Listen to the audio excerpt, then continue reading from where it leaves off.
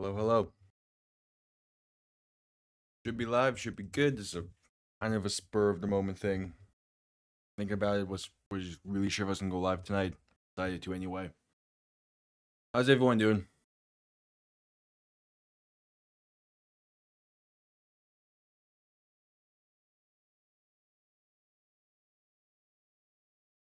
How's everyone doing?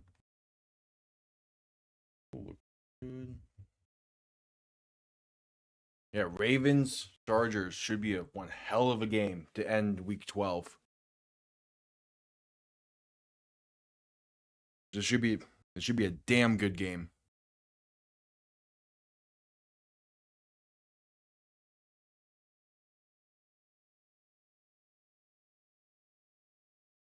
All right before we get kickoff, I will quickly be right back.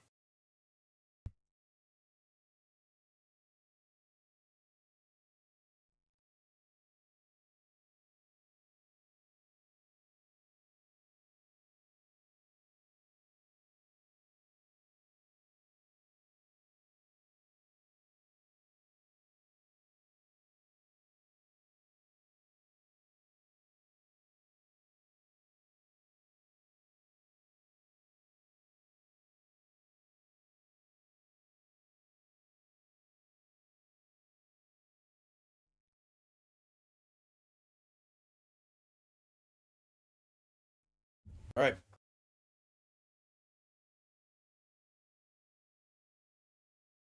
Let's do it. Thursday night football. There's Monday night football. It should be a good one. It's the Hard Bowl. Last time the Hard Balls went against each other, it was the Super Bowl. So we'll see how it goes tonight. And yeah, I know that the Chargers are wearing their navies tonight. I couldn't find the Navy logo in such short time. Again, this was kind of a little bit of a spur of the moment thing. So I didn't find it in time to remake the scoreboard and the thumbnail. But we hear Chargers are set to get the ball first in this one. It is a big time game.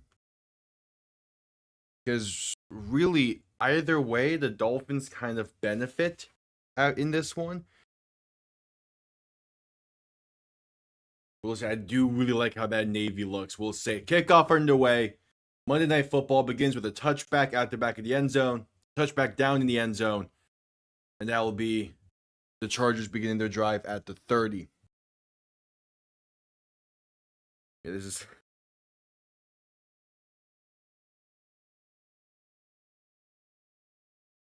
all right. Justin Herbert taking the field, 246 straight pass attempts without an interception.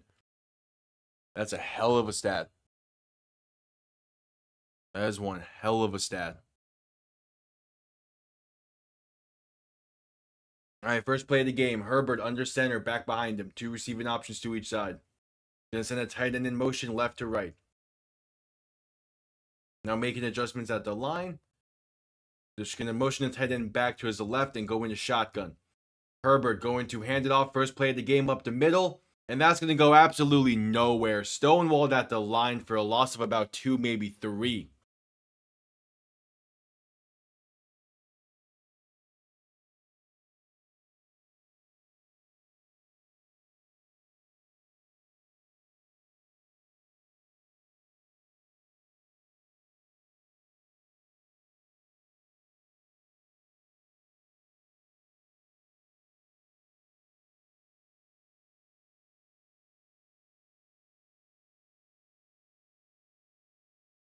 All right, 2nd and 10. Herbert shotgun back to his left. 3 receivers to the right. Actually, only giving him a loss of 1 on the play. Play action looking to throw. Herbert pass left side caught. Lad McConkey going to get it past the 45 to about the 46.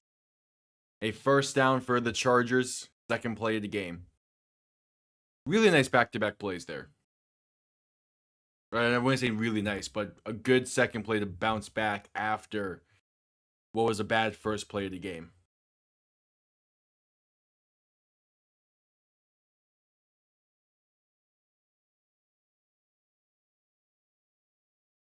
The ball in the 47. Herbert under center, back behind him, 2 receiving options to each side. Going to hand this one off up the middle, and that is going to be a gain of about 7 on the play for Gus Edwards.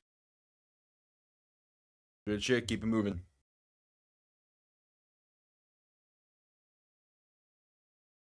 Okay, Roquan Smith is inactive. I wasn't fully sure on that. I didn't get to see the inactive list before this. That is a tough inactive for the Ravens. Jeez.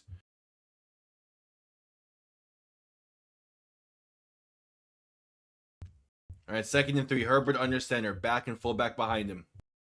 Going to hand this off once again up the middle with Gus Edwards, and that's going to be a gain of about 4, enough for a Chargers first down. As yeah, the Chargers definitely trying to establish the run a bit. First career game missed with Baltimore due to injury. All right, Roquan. It is always impressive when you see those kind of stats of like, this player hasn't missed a game due to injury in like 5,000 days. And I'm like, what? 1st and 10. Herbert in shotgun, back to his right. Going to play action, looking to throw. Has time, going to step to his left and take it himself. Room to run and sliding down at the plus 37. A gain of about 4 on that one.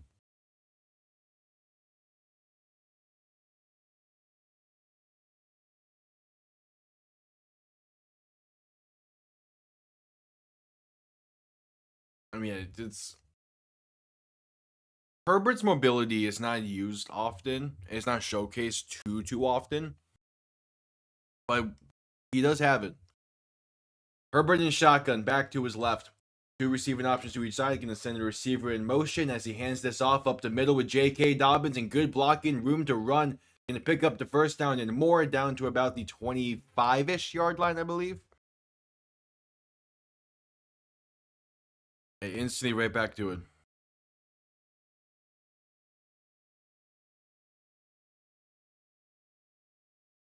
Yeah, the Chargers would be so fine just running the ball all day.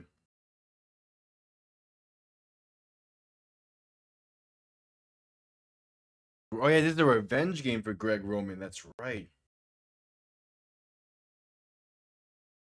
Herbert in shotgun, back to his left. 2 receiving options to each side. Going to play action, looking to throw. Pass over the middle. It's caught inside the 10. Hayden Hurst. Ball placed beautifully by Herbert. He makes it a 1st and goal for the Chargers.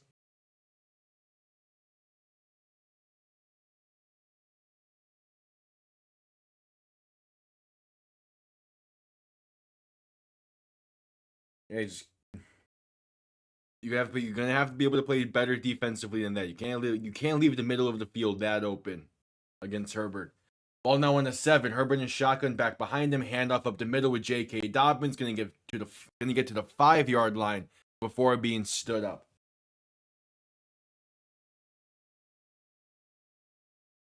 Good shit. Good shit.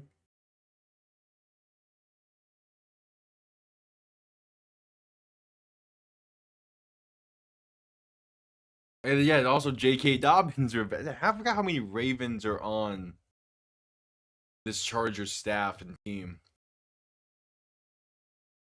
Herbert in shotgun, back to his right. 3 receivers to the right as well. Just under 10 minutes to play. Herbert back to throw. Has some time. Gonna step up and look to keep it himself. He's going to and making people miss for a Chargers touchdown. Justin Herbert from 5 yards out, pretty much untouched. And the Chargers take the early lead on their opening drive. God damn. Very, very effective 9-play drive for the Chargers. Like, very effective. Jeez, they moved the ball with ease.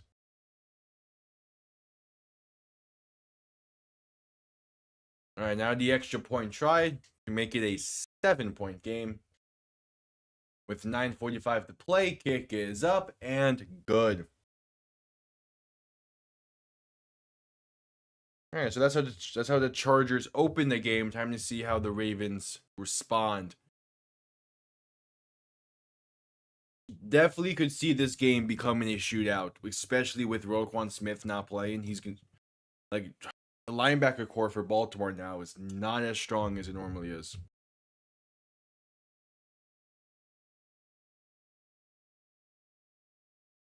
Like, they're going to need to find a way to stop the middle of the field.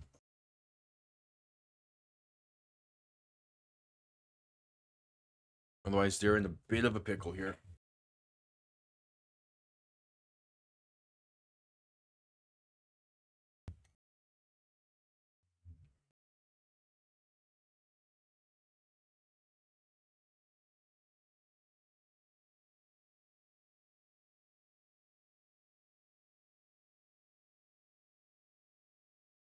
Yeah, so again, this game has some importance to Miami because there's all this talk about, oh, the Colts. Well, now we're ahead of the Colts, but like the Broncos as being the main team Miami's going to look to jump, part because the Broncos are currently the 7th seed. But neither of these teams have an easy schedule going forward. Like the Chargers, for example, there's this game tonight at Atlanta, at KC, versus Tampa, versus Denver, at New England, and at Las Vegas. That's not that easy of a schedule.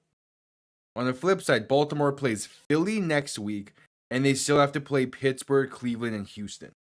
I mentioned Cleveland because Cleveland beat Baltimore earlier in the season.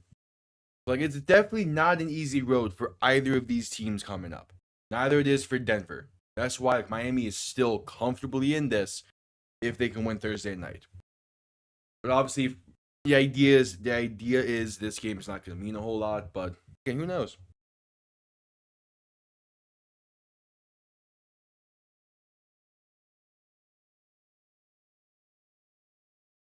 Both teams can definitely be put in a pickle here. More so the Ravens because they have to play Philly next week. And that's a big time game for both sides. So we'll see. Again, main thing for Miami is you have to win Thursday night against Green Bay. Now looking forward to that game. Josh Jacobs played. Oof. All right, just coming back from the commercial break, 9:45 to play in this first quarter. Chargers score on their opening drive. Time to see how Baltimore responds. I do like those uniforms by the Chargers, man. The navy look is clean.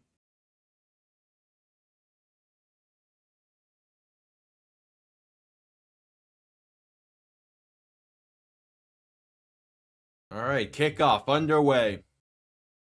And this will be out the back of the end zone for a touchback. It actually hits off the goalpost.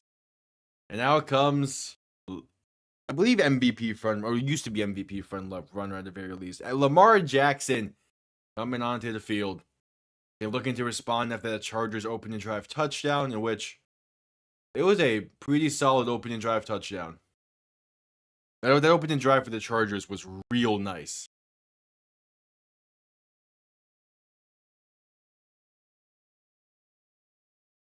So time to see what the Ravens can do. Jackson in shotgun, back to his left. Going to keep it himself, left side read option. And that's a gain of about 5.5 on the play. Yeah, Lamar Jackson, 25 touchdowns to 3 interceptions. And at least 2 of those interceptions aren't really Lamar's fault. I'm not sure if all 3 aren't or just I know there's one against Pittsburgh that was not really his fault. And then one against Washington that wasn't either. Don't remember what his first one was, but I'm pretty sure it probably wasn't his fault either. Lamar under center, back and fullback behind him, fullback offset to the right. Going to hand this off up the middle with Derrick Henry. He's going to bulldoze his way for about 6 on the play, enough for a first down. Like, this could legit be a pure ground and pound style game today.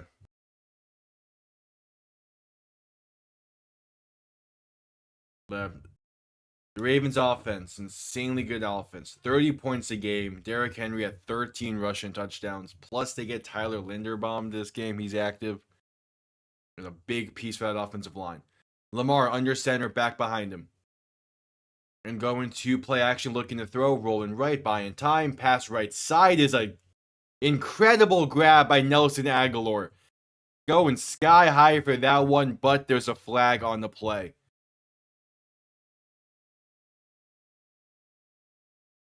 is a personal foul on Baltimore. Called in on Patrick Ricard for I can only assume is a low block. And now negates a beautiful play by Nelson Aguilar. Like that's a beautiful grab by him. Yeah, that's a low block. Although he missed. Like he completely whiffed on that block. But it is still like he did try to go for the low block. Yeah, the flip side with how well the Ravens have been playing, they lead the league in penalties. Lamar in shotgun, back to his right. 3 receiving options to the right side as well. Now a 1st and 25. They're going to hand this off to Derrick Henry. Up the middle, Henry gains about 3 on the play. All right, so if you're going to want to realistically get an opportunity here for a decent enough third down try, you need about 15.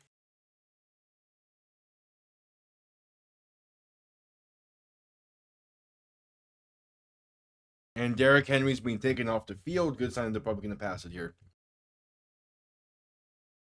Lamar in shotgun, back to his left. 3 receivers to the right. Going to motion the running back out wide to the right as Lamar looks to throw. Pressure coming. Lamar going to pass it to Mark Andrews over the middle in a pseudo tight end screen. And that goes absolutely nowhere. A loss of 2 on the play.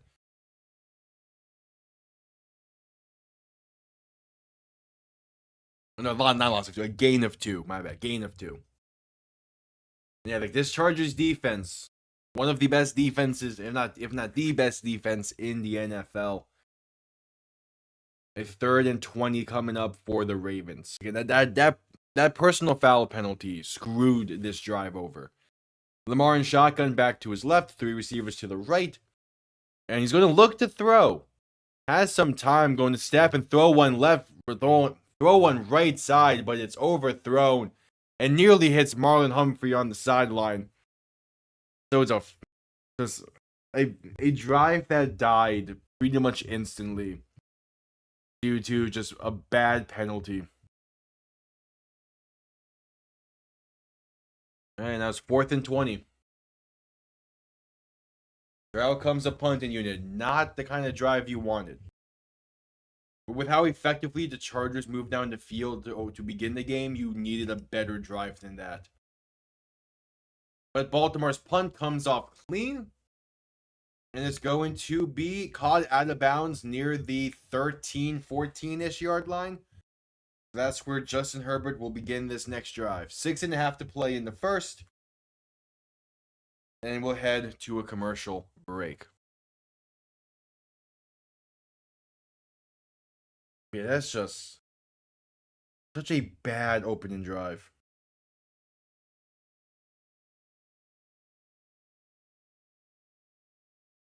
Just a bad opening drive.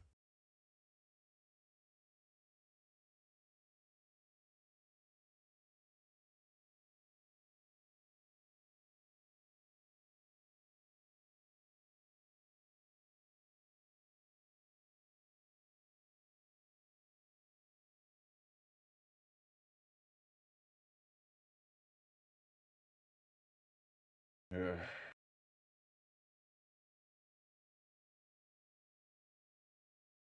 Okay, this game has potential.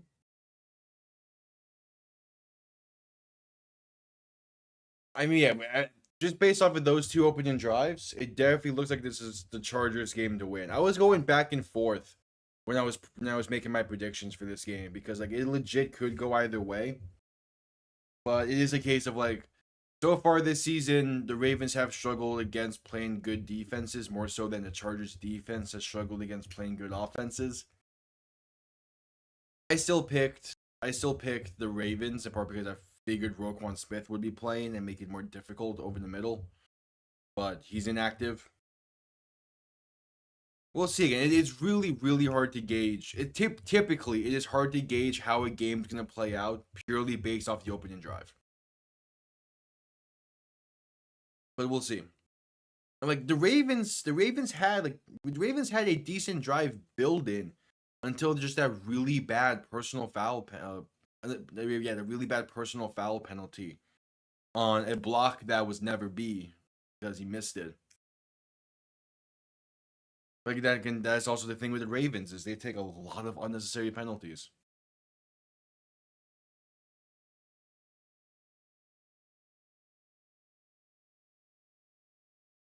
It was because he did go for a low slash chop block. But the thing is, it doesn't look like it because he completely missed. Like it is the case, like if he hits that, then yeah, it's the penalty. When you're within that the was it within the hashes or within the tackle box? Either way, within a certain range, you're not allowed to try and block at the legs. And that's what happened there. Herbert in shotgun back to his right, two receivers to each side. First play of this drive is a play action looking to throw. Herbert going to try and step up, but it ends up being sacked back at the 9-yard line. Nearly broke a sack there, but there's just too many Ravens in the area. Loss of 3 on the play, so sacked at the 10.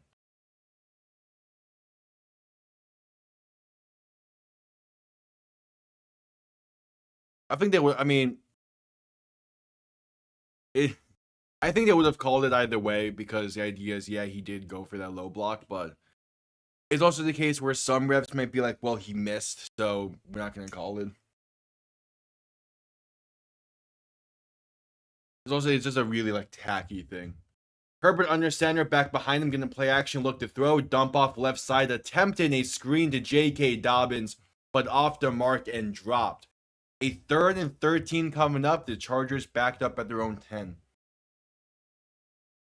And okay, it's hard to say that the Chiefs get all the calls now, especially after that Buffalo game where the refs did miss a few calls against the Bills.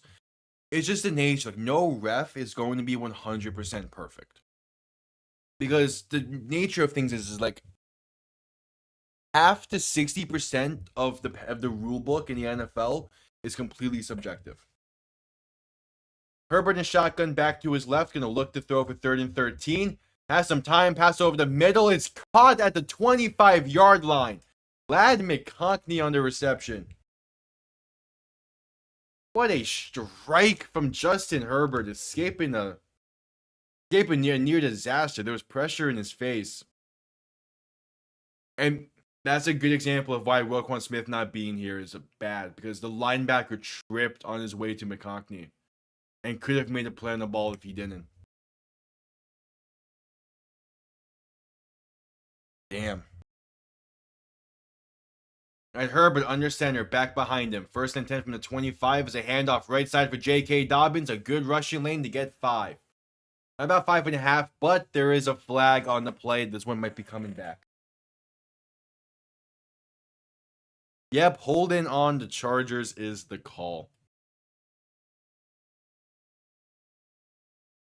I will say, if there's one thing I am jealous of when it comes to the Chargers, it is their offensive line and how well they block the ground game. I wish Miami had even half as decent of a run blocking offensive line than what both the Chargers and hell even the Eagles have. Like, especially for Thursday night, can we just like steal the Chargers offensive line? Herbert in shotgun back to his right. 3 receiving options to the left on 1st and 20, looking to throw. Pressure coming in quick. Gonna pump fake and hit J.K. Dobbins in the flat. And he's going to get up to about the 26-yard line, a gain of 11. Good pump fake to get Kyle Van Noy jumping.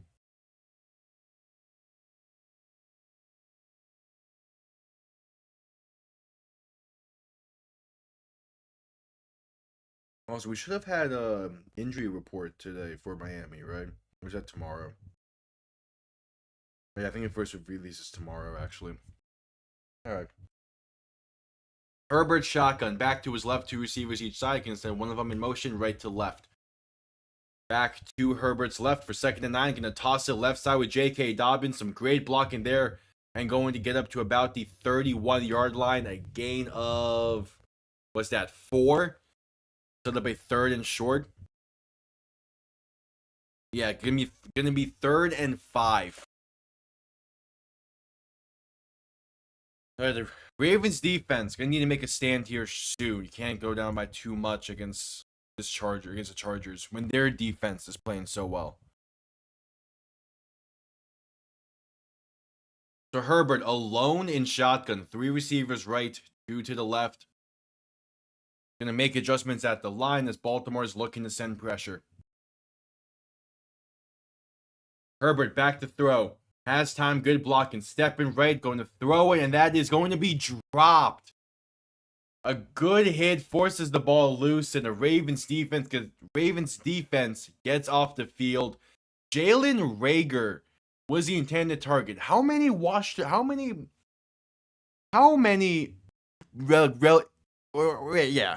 former first round receivers do the Chargers have? Jalen Reagor didn't work out when he was drafted. Nelson Aguilar didn't work out when he was drafted.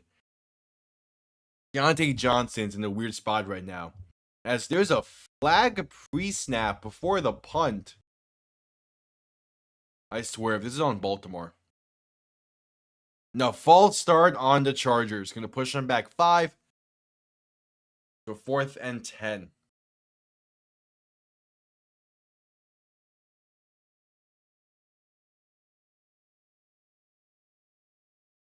And so what? They were trying to get the Ravens to jump then? Because normally, like, a hardball team does not make mistakes on special teams like that. Punt comes off clean. Gonna be fair caught at the 32. There is a flag on the return. It is towards the left sideline. Or the left sideline, looking at it from Baltimore's perspective on the field. So we'll see what this penalty is, but it will be Ravens ball nonetheless, most likely. With about 2:57 to play in this first quarter.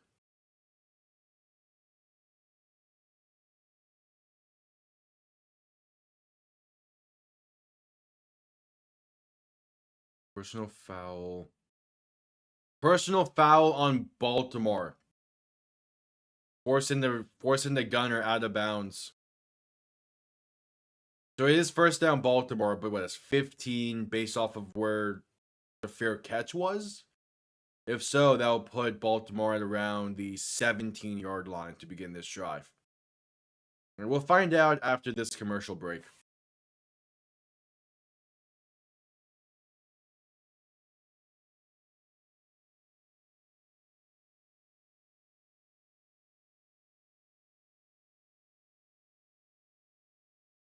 All right. So far, pretty solid game. Hopefully, Baltimore's offense can get something going here on their second drive of the game, but we'll see.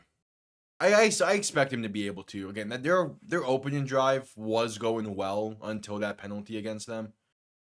So I mean, if Baltimore can just start playing clean, disciplined football, they're in such a good spot. Which that shouldn't be an issue with a Harbaugh-led team, because he is a very good coach typically when it comes to coaching discipline. I don't get what's going on when it comes to all these penalties they're having, but it's definitely hurt them this season.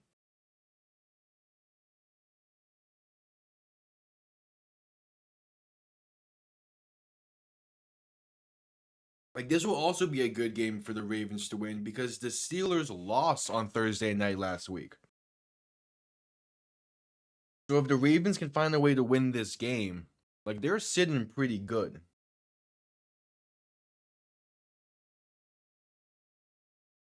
And then if the Chargers win, they're a game and a half ahead of the Broncos, and then only like 2 games back of the Chiefs.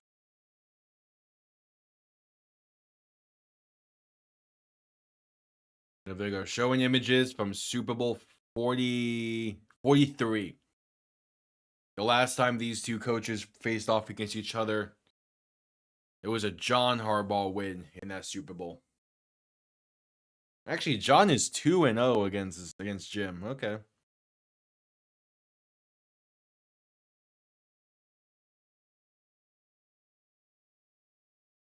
Trying to make it 3-0 then. All right, back from commercial break. Ravens begin this drive. We're like the 17, right? That's where it is. 17, 16-yard line.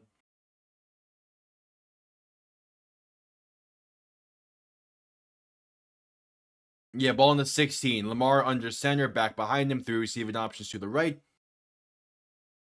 And going to hand this off up the middle to begin the drive with Derrick Henry. He gets to about the 21-yard line, a gain of 5.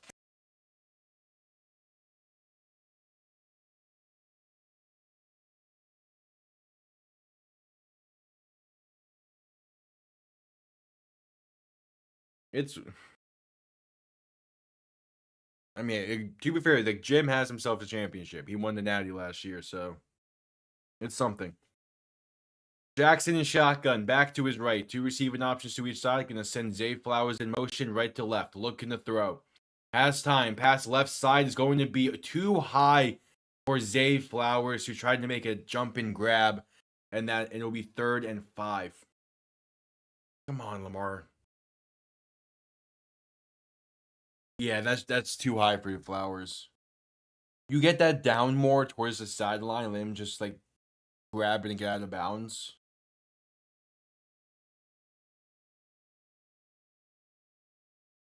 All right, 3rd and 5. Lamar, shotgun, back to his right. 3 receivers to the left. Gonna drop back, looking to throw. Has some time, throwing deep, right side. It's incomplete. Pass was overthrown and no flag? No flag on that. Looking for Deontay Johnson. Not to be confused with Deontay Johnston. Come on. No, yeah, he trips over himself. Plus, I think they're also ruling that ball uncatchable. So out comes the punting unit. It's a 3 and out for this Ravens offense, who been struggling tonight so far. Punt comes off clean. And going to be returned beginning from about the 17-yard line. Makes 2 people miss. Has room to run. Makes another miss. Makes more miss. And finally gets brought down at the 36-yard line. 1:59 to play in the quarter. The Chargers are going to have some really good starting field position when we get back from this commercial break. Really good spot to be in.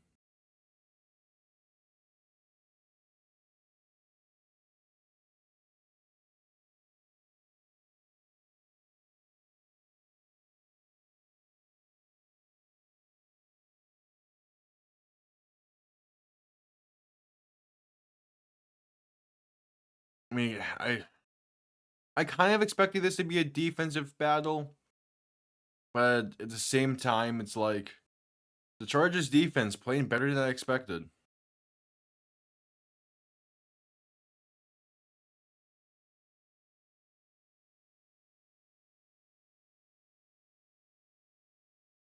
But we'll see.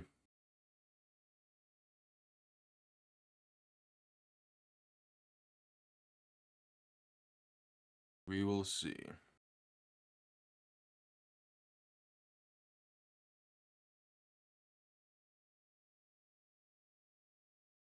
Okay, so it's still early in this game. I mean, first quarter is about to end, but the Chargers defense is really good in the first quarter. So we'll see how the Ravens adjust. They're gonna need to adjust soon, though.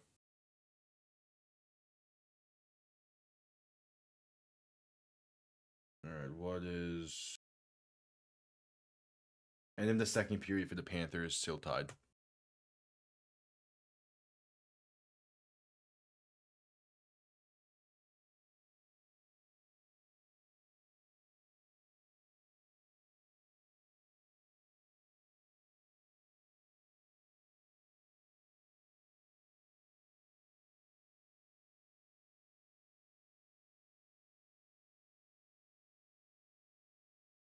All right.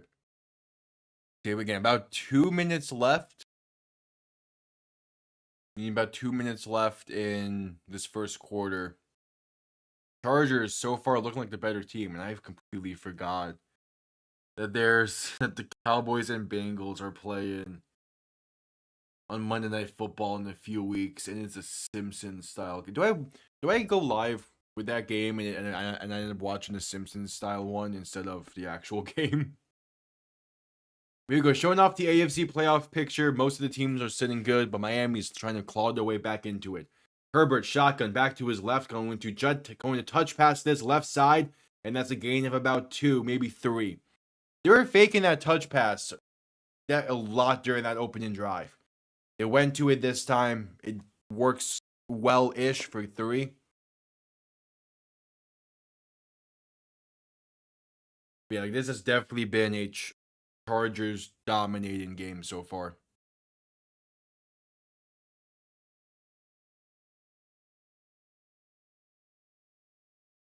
So 2nd and 7, Herbert under center, back behind him, 2 receiving options to each side. What you got here? Herbert going to hand this off up the middle with Dobbins and going to find a lane that nets him about 4 on the play. Going to set up a 3rd and 3.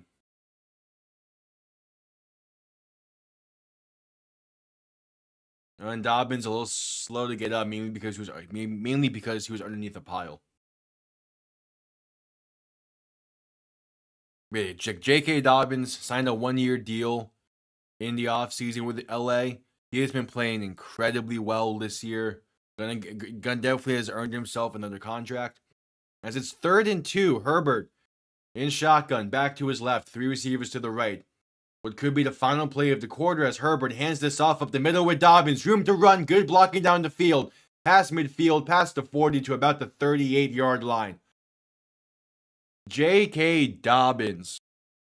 What a back he has been. Like you can tell, like after his rookie year, you knew that Dobbins had potential to be a good back in the league. It's just injuries suck. Now he has this new chance, this fresh start in LA, and has been running wild with it. Herbert in shotgun, back to his right, 3 receivers to the left, and the time has ran out on the game clock. That's the end of the first quarter. Chargers are up by 7 with ball in plus territory.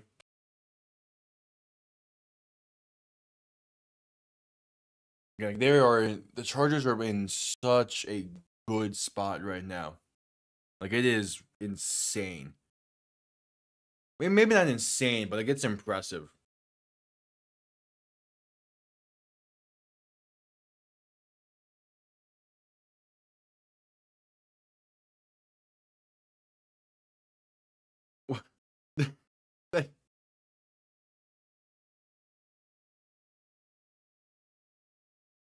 They got the Ravens.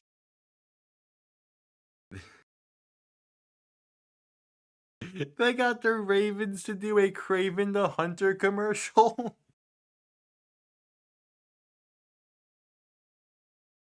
That is hilarious.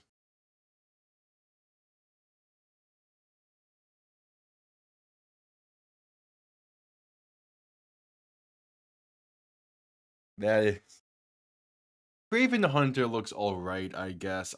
I'm not too excited for it.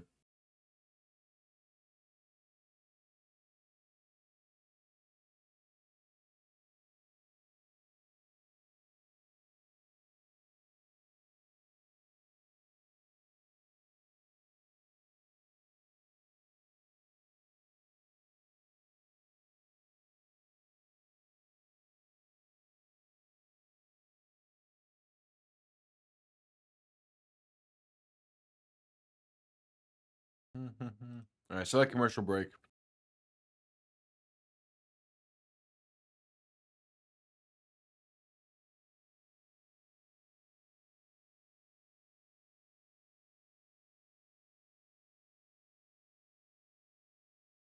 It is so funny. All the off-season Hard Knocks clips that are coming up right now about the Giants and the Saquon situation.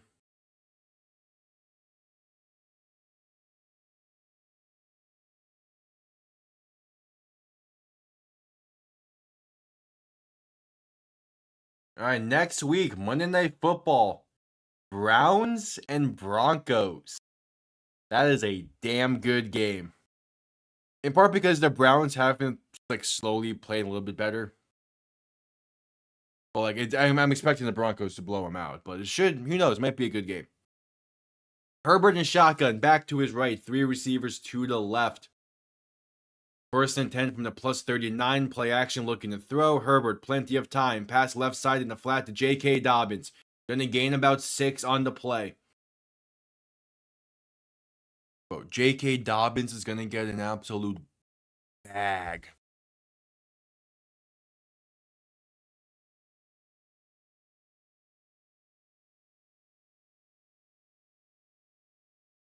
Like, he is playing so well this season. I do seriously wonder what team's gonna get him. I assume he's gonna stay in LA. Herbert under center, back behind him. 2 receiving options to each side. Second and 4, going to hand this off up the middle with Gus Edwards, and that's a gain of about 3. Gus Edwards, someone else who's having a revenge game today against the Ravens.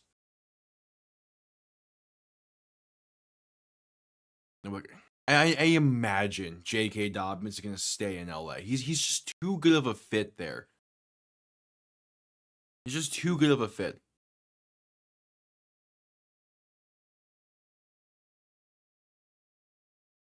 All right, 3rd and 1.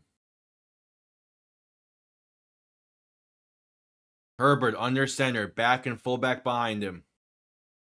Going to hand this off up the middle with Gus Edwards, and he's going to gain about half a yard, just shy of the first down marker. And the Chargers have a decision to make.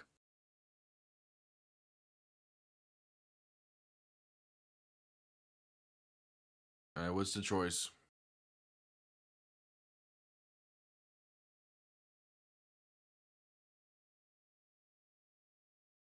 They're keeping the offense on the field. Herbert under center, back and fullback behind him. And they're going to hand this off for Gus Edwards up the middle. He's going to fall forward for about 1.5 yards. Enough for a first down. All right. Hey, it's a gutsy play call, but it works. It works. The Vikings waived a tight end on his birthday today. God damn it, Minnesota.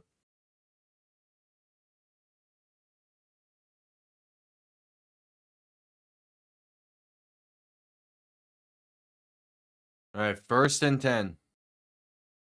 Herbert under center, back behind him. 3 receiving options to the left.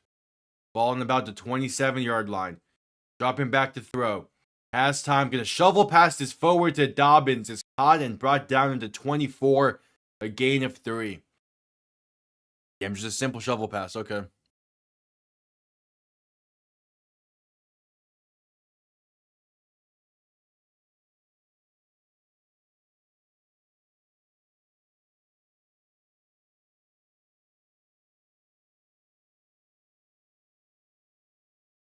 All right.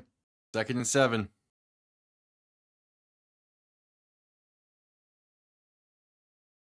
Herbert alone in shotgun. 4 receivers to the left.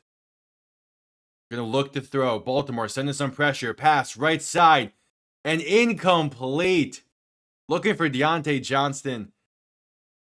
I'm not even sure if he would have gotten his feet inbounds if he did. That's a dangerous pass right there. Especially when you had people wide the fuck open over the middle for a touchdown. Come on, Herbert. I mean, he did beat him on the line. That ball wasn't thrown the greatest. But, like, you have people wide open for touchdowns over the middle. Fucking take them. Herbert shotgun back to his left. 3 receivers to the right. 3rd and 7. Herbert looking to throw once again. Has time. Pass left side. Dobbins. And it is dropped. Incomplete.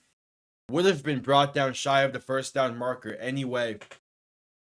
As the Baltimore defense gets off the field once again. And this time they force a punt. Or force a field goal. And the pass wasn't placed the greatest. But again, like, there was someone right there. Would have been either deflected anyway or brought down shy. So a 42-yard try from Cameron Dicker to make it a 10-point game. Ball is basically centered. Kick is up, and it is good. Right down the middle.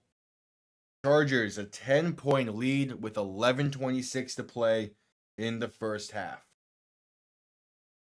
The good thing for Baltimore is they get ball to begin the second half. So if they just keep it close, they're still in a good still in a really good spot and situation.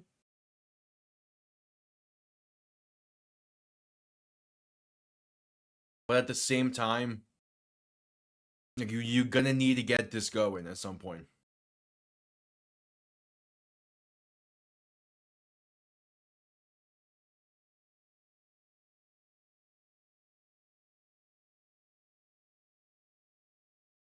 What is this movie trailer?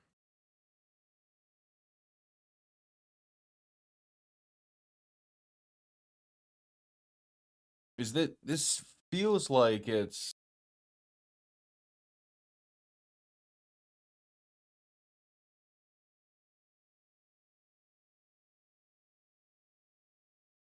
yeah, I got nothing out of that.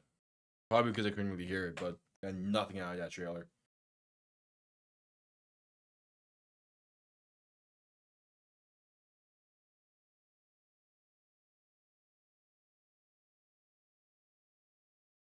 The Panthers need to beat the Caps tonight. They just need to. That's not a game they should be struggling with too much. We'll see. We'll see. Yeah, it's what? I mean, the Panthers are still in a. Even for the Caps are 13-6-1. Didn't realize they're playing that well. But what? The Panthers are second in their conference, if I'm not mistaken. Yeah, they're second in the East, second in the Atlantic. Okay, but they have games. They have games on hand against Jersey, who are leading the East. Eastern Conference in the NHL is looking so weird. It's looking so out of shape right now.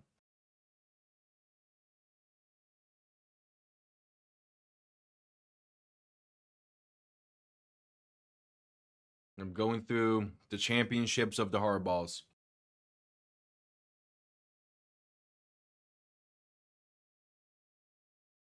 No, it's like for how long both of them have coached, you expect them to have more than just one apiece.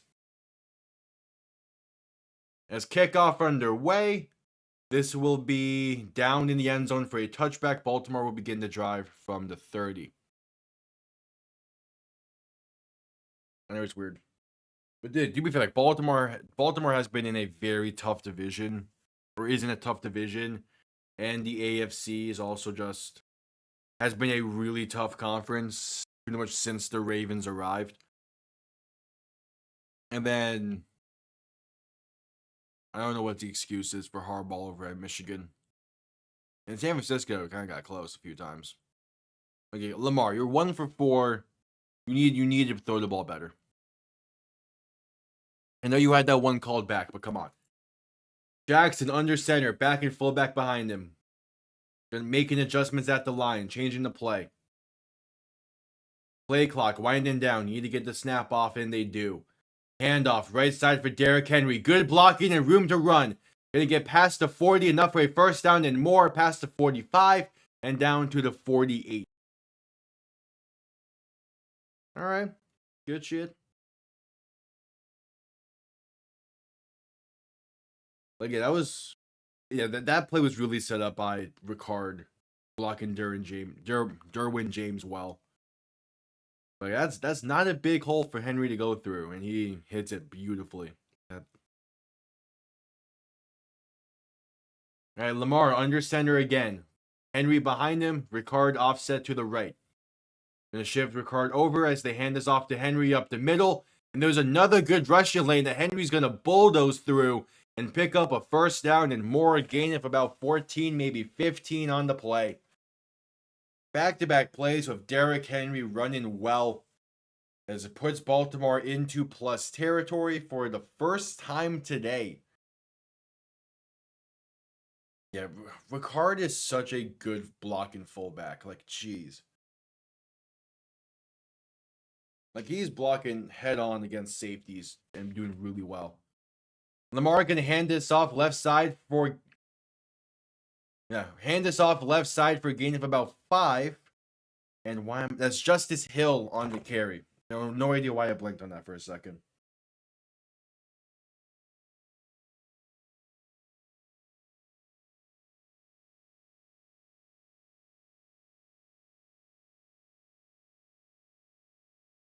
All right, 2nd and 5.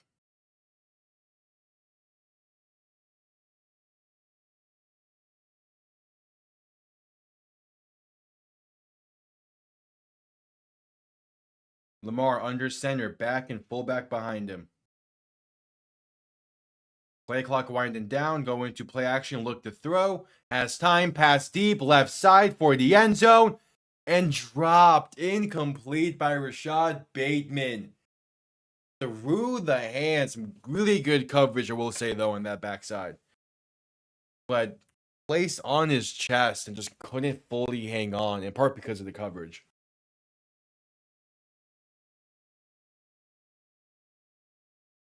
Yeah, I mean, that ball is placed well, but it's just even better coverage.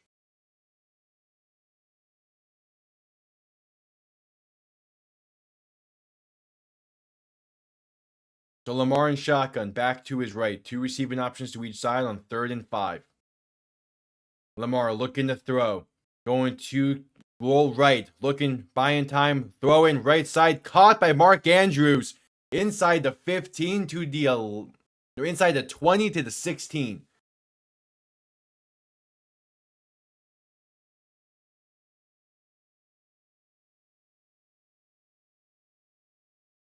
Andrews nearly dropped that, but able to hang on. Got his feet in bounds. Yeah, he got possession there. Has the feet down.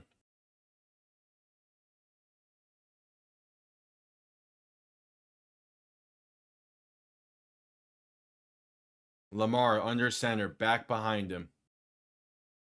Going to hand this off left side for Derrick Henry. Cut up field, the 10 and down at the 5. First down, Baltimore. 1st and goal. 8.5 to play in this first half. This has been going well. Like, yeah, this drive is perfect for Baltimore.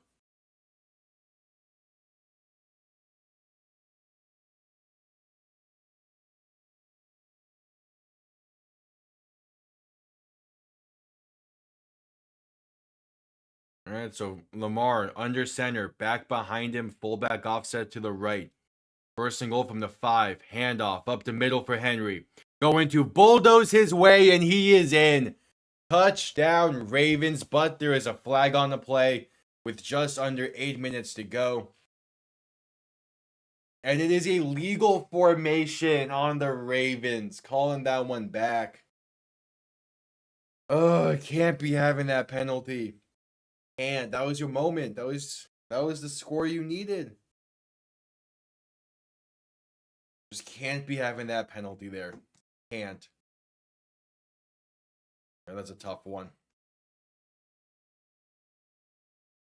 Yeah, tight end on the right side, blocking up the tackles. Now 1st and goal from the 10. Lamar in shotgun, back behind him, a tight end to each side.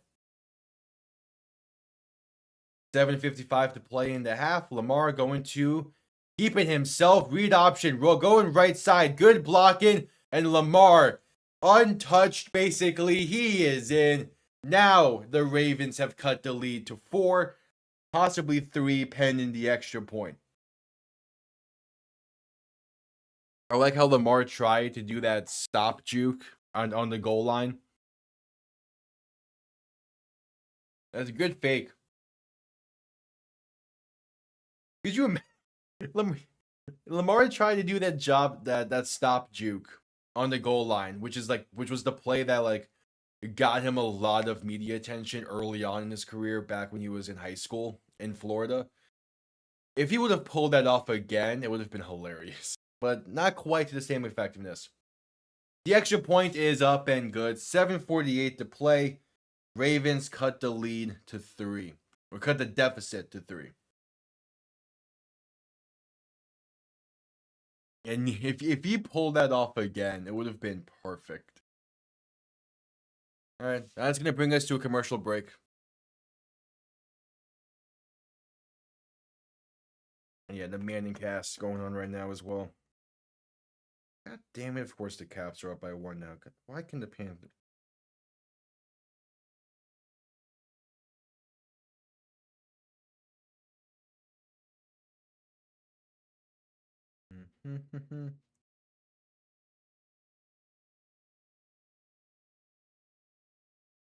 All right. If the Ravens defense can like make another stand here right before the half and give the offense an opportunity to take the lead, enter at halftime, they're in such a good spot.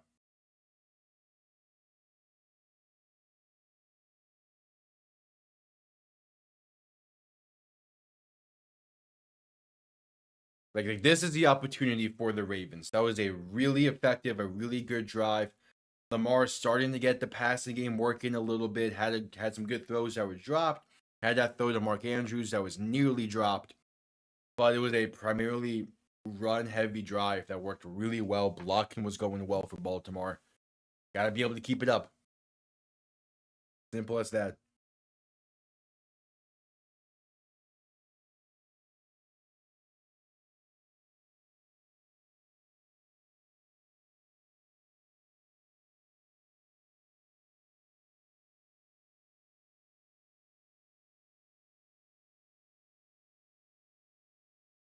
But we will see.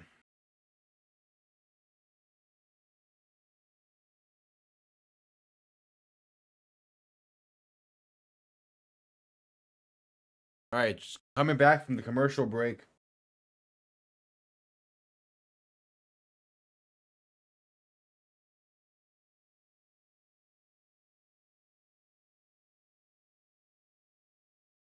Time to see what the Ravens defense has in store. Time to see what this Chargers offense can do before the half here. About 7:50 to play before.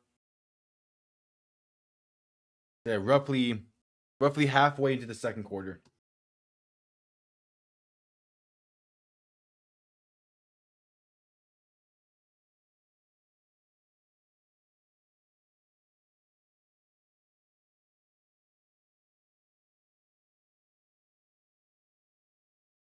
All right, kickoff moments away.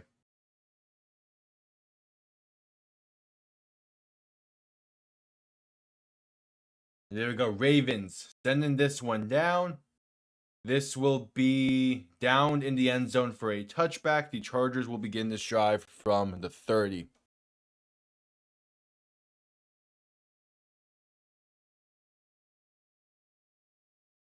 A big moment for this Chargers offense. See what they can do with the lead. Or see if they can extend the lead.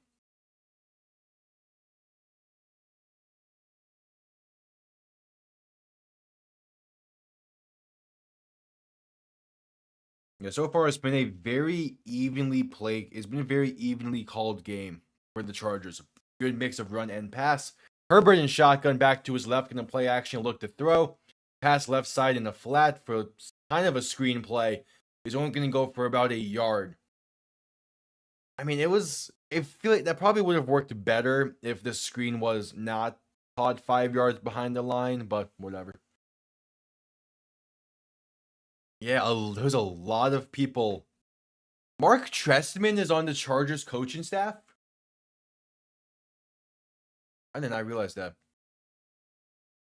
But yeah, there's a lot of Chargers that have ties back to Baltimore, so this is a big game for a lot of them.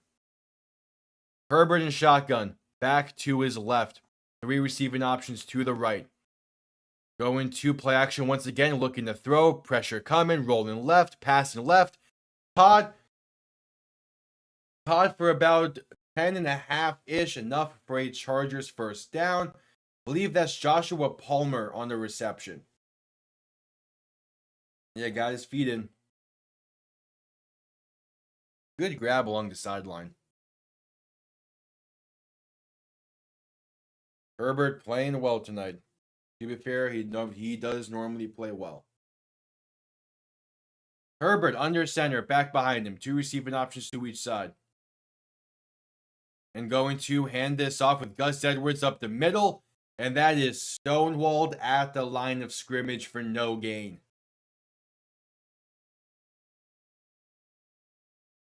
I mean, part of me wants to say if the Ravens can make the Chargers one-dimensional, they have a good shot in this game. But the question is, what dimension do you focus on taking away?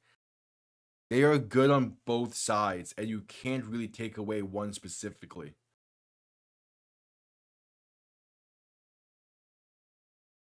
Herbert and shotgun, back to his right. 3 receivers, 2 to left. 2nd and 10, ball on the 41-yard line. Herbert back to pass. Pressure coming, stepping up, buying time. Pass over the middle is caught and brought down for a gain of about 9. Is Hayden Hurst on the reception.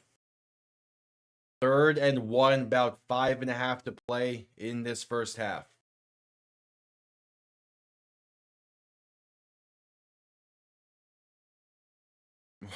Why does Harbaugh's on the sideline acting like this is final seconds of the national championship and they're needing like a one more big play?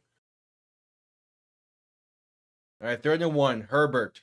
Shotgun back to his left, going to hand this off up the middle with Dobbins, and he's going to be stonewalled at the line. No game, but there is a flag. Tyler Van Noy was the first to meet Dobbins in the backfield, but couldn't fully bring him down. And it seems like the ref is signaling holding on the Chargers. And yep, that is what it is. They're accepting the penalty? You made the... the Chargers could just go for it. It is like a 4th and 1. Yeah, that's why Van Noy didn't make the tackle instantly, because he was being held. So at 3rd and 11, I'm both shocked and not surprised that they accepted the penalty. We'll see. Herbert and shotgun back to his left, 3 receivers to the right. 3rd and 11, basically needing midfield. Herbert back to throw, has time, pass over the middle is caught, but brought down nearly instantly. It's Joshua Palmer on the reception. It will be a 4th and 4 just about. Oh no, it was Ladd McConkey on the reception. My bad. And so 4th and 3, just about 4:25 to play in this first half. And the Ravens defense makes a good play and forces the punt. Oh no, it wasn't McConkey. Okay. McConkey. Here comes the punting unit, but to be fair, again, both of the Harbaughs have history in special teams coaching. All right, no fake. Thought we might see one there. Punt comes off clean and going to bounce at the 5 and take a beautiful Chargers bounce and be down at the 7. A beautiful punt. But the Ravens have a shot. We have entered the middle 8 of this game. 4 minutes to play basically in the second quarter. Ravens have an opportunity to at least tie the game. Entering halftime where they get ball to begin the second half. There was an opportunity here. There is a chance.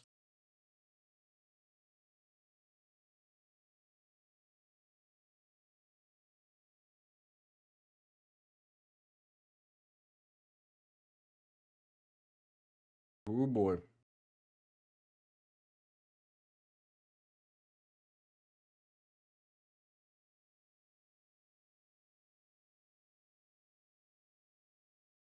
Oh boy, oh boy.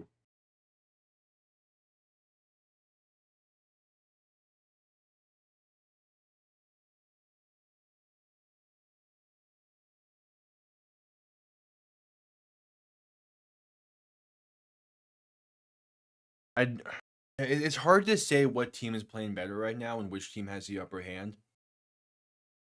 I mean, yeah, the Chargers have the lead, but they haven't done much the past few drives. And we'll see what Baltimore does in this drive.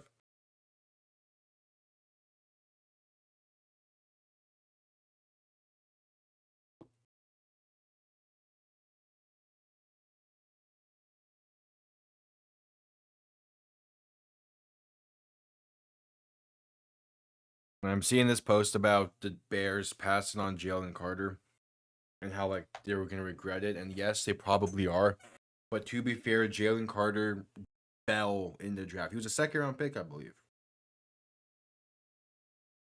and it's also like, or at least he was a late first. And it's like there was character issues at that time. That's why they didn't draft him. But at the same time, the Bears probably don't give a fuck. Because if they had Jalen Carter, who knows if they actually get Caleb Williams. So we'll have to see. Of course, it'll depend on how well Caleb Williams does going forward and what happens with the Bears front office. The Bears are in such a bad spot right now, but at least they're not asking Mike Tannenbaum to select their new GM and head coach.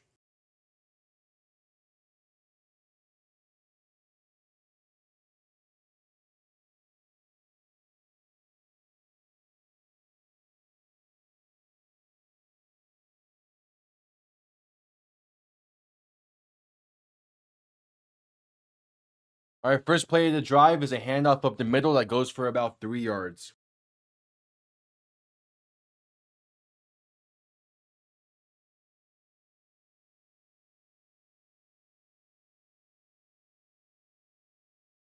I don't gain of 5. That is a good play to have when you're backed up. Jackson under center, back behind him alongside a fullback. Three receiving options to the left. Nope. 2 receiving options to the left. Lamar going to hand off up the middle once again with Derrick Henry. That's a gain of about 4.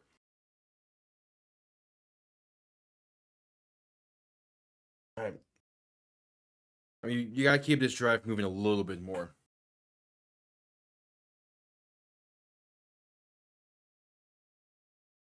You can't go 3 and now when you're backed up like this.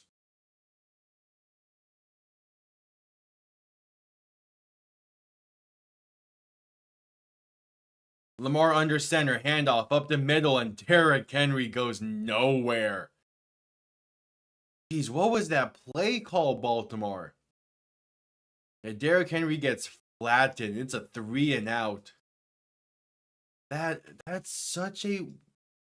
Oh, they're going hurry up. Lamar back under center. Henry behind him. Offense on the field for 4th and 1. 2 receiving options to each side. It's a 4th and inches. And they're just trying to get the Chargers to jump. Lamar now in shotgun, back to his right. And yeah, they're going to let this run to the 2-minute warning. All right, 2-minute warning. The Ravens had such a good opportunity, but what was that play call, man? Like, why are you going halfback dive when? I mean, I know your passing game hasn't been the greatest today, but that's the chance to bring it out and actually see what you can do with it. All right, brings us to a commercial break.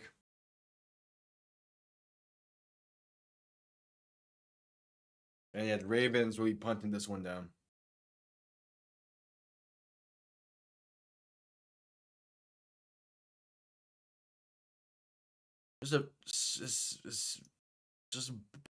Just a bad play call for a 3rd and 1 situation. I mean, like, yes, like having Derrick Henry, you should be able to pick those up relatively easily. But at the same time, when you have Derrick Henry, the outside running game is also pretty effective.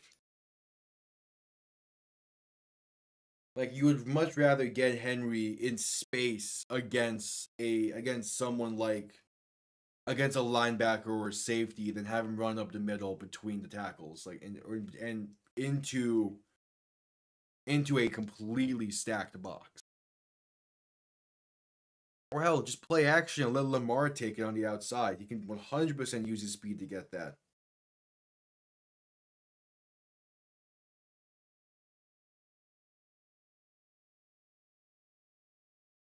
We'll see.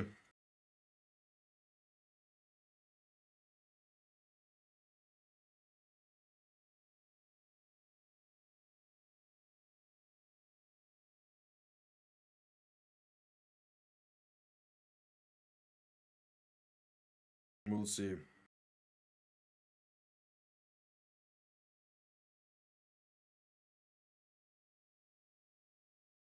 I mean the Harbaughs. I mean, It really does just depend on style, I guess. I mean, in the NFL level, technically, John Harbaugh, the Ravens coach, has had more success with having a Super Bowl win against his brother.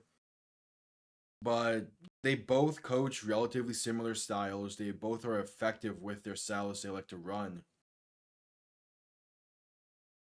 Again, by tacticality, like you would give John the upper edge because he has the more NFL success. But I mean, but both at the end of the day have a championship, and the Ravens are going to. All right, Ravens went tight end dive, tight end sneak up the middle, and gained a yard. They got the first down. Mark Andrews, a 1 yard carry up the middle on Baltimore's own kind of brotherly shove formation, I guess. Hey, if it works, it works. Lamar in shotgun, back to his right, 3 receivers to the left, going to keep this himself right side and slip in and losing about 3 on the play. Got it. Oh, J.K. Dobbins heading to the locker room early. Hopefully that's nothing serious. I don't know why Lamar kept it there. All right. 2nd and 12, Lamar looking to throw. Has time, dump off over the middle is caught. And that's Justice Hill for 11 yards. Just under a minute to play in the half. Baltimore going hurry up.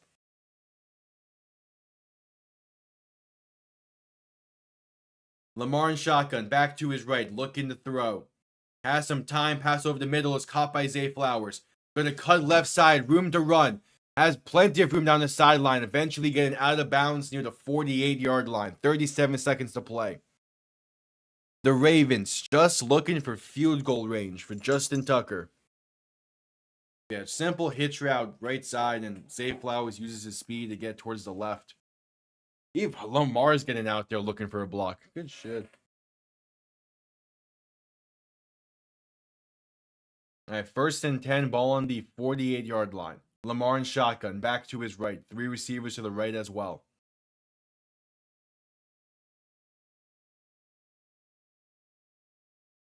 Play clock winding down. Need to get the snap off. And they do. Lamar looking to throw. Has some time, going to step up, throwing left side and overthrown, looking for Rashad Bateman. But there's a flag on the play. And by the looks of the reaction of the by the look of the reaction of the corner, this is going to be on LA. It's DPI on the Chargers, about 12, 13 yards down the field. That alone might put the Ravens into field goal range. Oh yeah, that's clear. That's a clear DPI. But to be fair, he is still wide open, and Lamar misses him. Ball on the 40. Lamar in shotgun, back to his right. 3 receivers to the right as well. Another first down, guarantees field goal range. Lamar looking to throw. Has time, stepping up, launching one deep. Left side, Rashad Bateman. And he catches it in the end zone. Touchdown, Baltimore. Flag in the end zone. That'll be DPI. What a throw and what a grab. 24 seconds left in the half. The Baltimore Ravens take the lead. Holy shit. Yeah, he is being draped by that defender, but still, ball is placed perfectly. And Bateman comes down with it. God damn.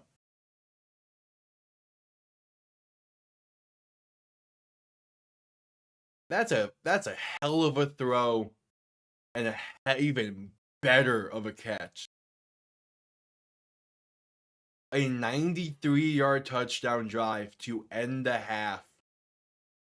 And the Ravens will take a 4-point lead with the extra point.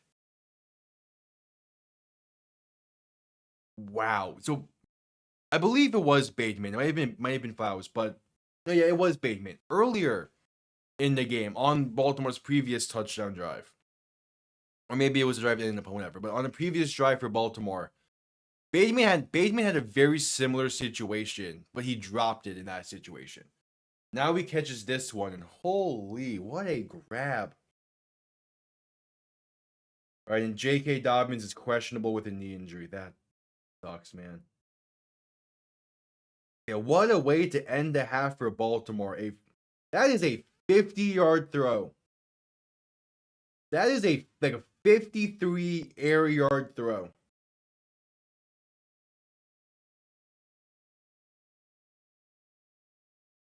That's also Lamar's 19th straight game with a passing touchdown. Jeez. Yeah, that is a 53-yard throw in air with two defenders in his face, basically. That is one hell of a throw.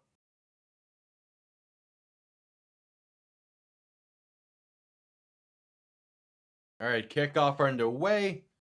This will be out. This will be down in the end zone for a touchback. Chargers have all three timeouts. 24 seconds. Can they get into field goal range? Yeah, that is one hell of a throw.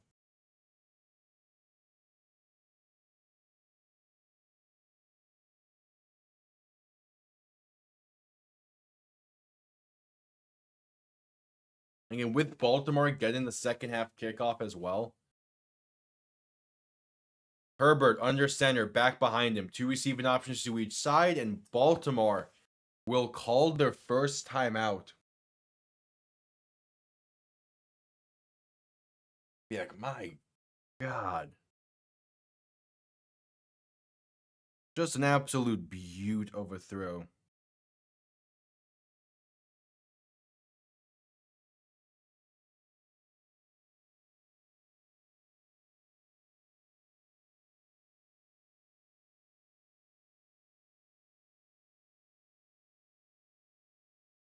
All right, yep. 24 seconds left. Ravens called their first timeout.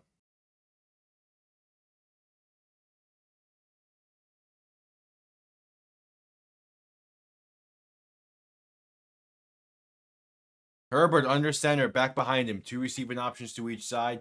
Gonna play action, look to throw. Stepping up, buying time, rolling right. Gonna take it himself and going to get out of bounds for a gain of 8. And a little contact after the play. But you just killed 7 seconds worth of clock there. Ugh. And yeah, there's the replay of the play that is believed that Dobbins injured his knee on. Man, J.K. Dobbins is having such a good season. I swear if he gets injured. All right, Herbert and shotgun back to his right. Two receivers to each side, 2nd and 2. Looking to throw. Has time, stepping up. Launch one deep. Right side. Has a man, but overthrown, incomplete. Too much mustard on that ball. If that ball needs to be placed kind of more so towards the middle. Yeah, you haven't beat inside. He places it too far. He places it too far down the field, and not enough towards the middle of the field. Like there's no one in the middle of the field. Let him run under it, even if the ball is slightly underthrown. Because you have timeouts. Herbert shotgun back to his right. Two receivers to each side. 3rd and 2. On to look to throw once again. Baltimore only send in 2. A pass to the right side is caught at midfield for a first down. 7 seconds to play. No, only one timeout has been called this half. I love it. Yeah, that's a good grab on the sideline. I believe that's Jalen Rager on the reception. I don't remember what number he wears. Yeah, Cameron Dicker, his career long is 59. The Chargers are close to that range. Ball on the 49. Herbert and shotgun back to his right. Two receiving options to each side, and the Ravens will call their second timeout. Because I was talking about how many timeouts have been called in this half. Get another one. I mean, the Chargers really have one more play to try to get in the field goal range before they just chuck one towards the end zone.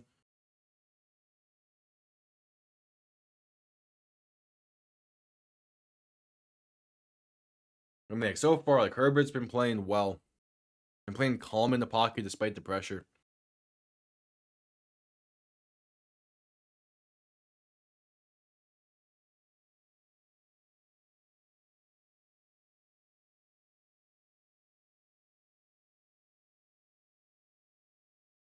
All right, Herbert shotgun back to his left, 2 receivers to each side.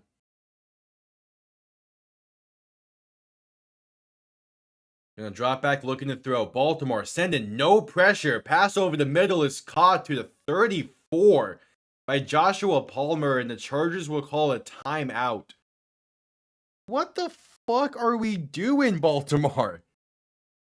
You're sending zero pressure?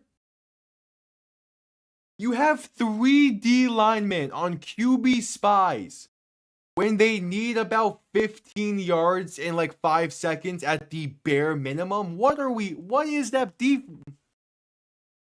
What is that defense?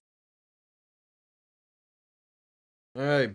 You make it a 1-point game before the half. A 52-yard try by Cameron Dicker. The ball is centered damn near perfectly. And the Ravens will call their final timeout. Looking to ice him. Like, I'm not even a Ravens fan. I just hate bad play calling. I just hate dumbass decision making. Like, you're really giving Justin Herbert all the time in the world in the pocket to find an open receiver. And it's not even like they dropped back the linebackers well. They were only like 5 yards back. That throw was like 20 yards.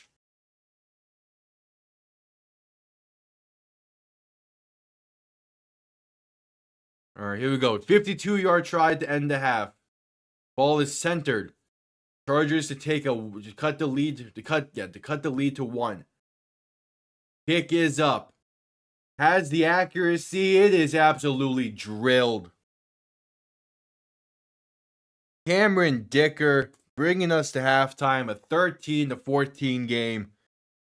The Ravens set to get ball to begin the half. Like that is a sequence that could 100% come back to bite Baltimore. Like, that could 100% come back to bite them.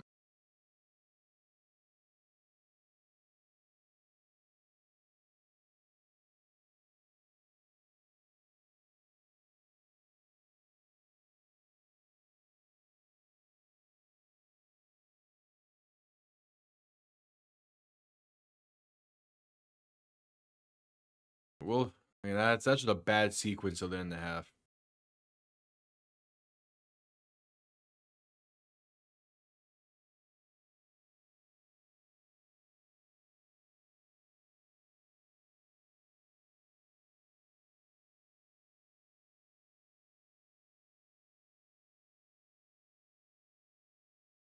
All right, halftime. That was a really good half of play.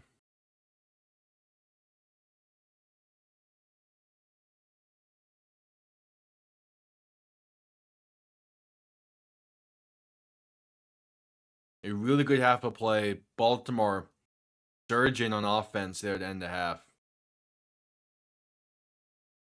Again, you give the Chargers that boost to end the half on their own right. It's just like you need to play better defense than end the half. Wait, the Mannion cast is getting Mike Vrabel.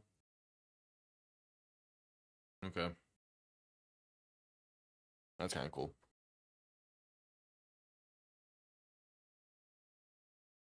Yeah, that's just a bad end of half.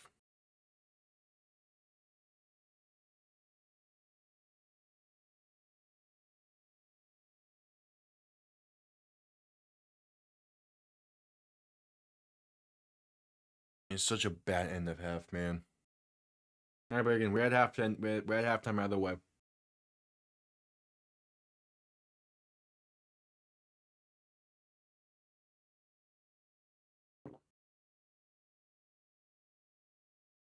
Ravens are in a good spot though, getting the ball to begin the half and all that. So we'll see.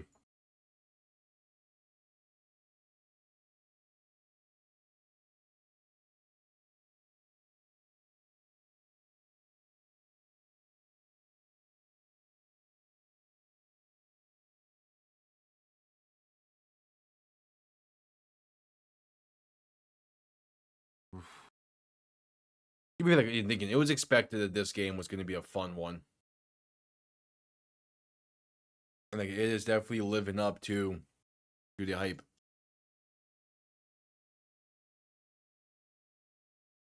I do like that they're in the AFC now. Like they're both in the AFC because it means that there's more chances to get this matchup.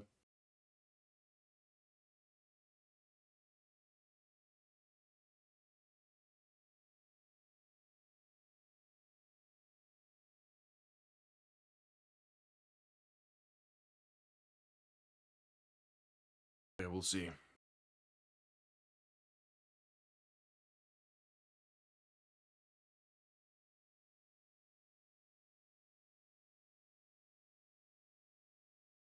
Oh, I just realized something. Hold on. What's the Packers' schedule looking like next year?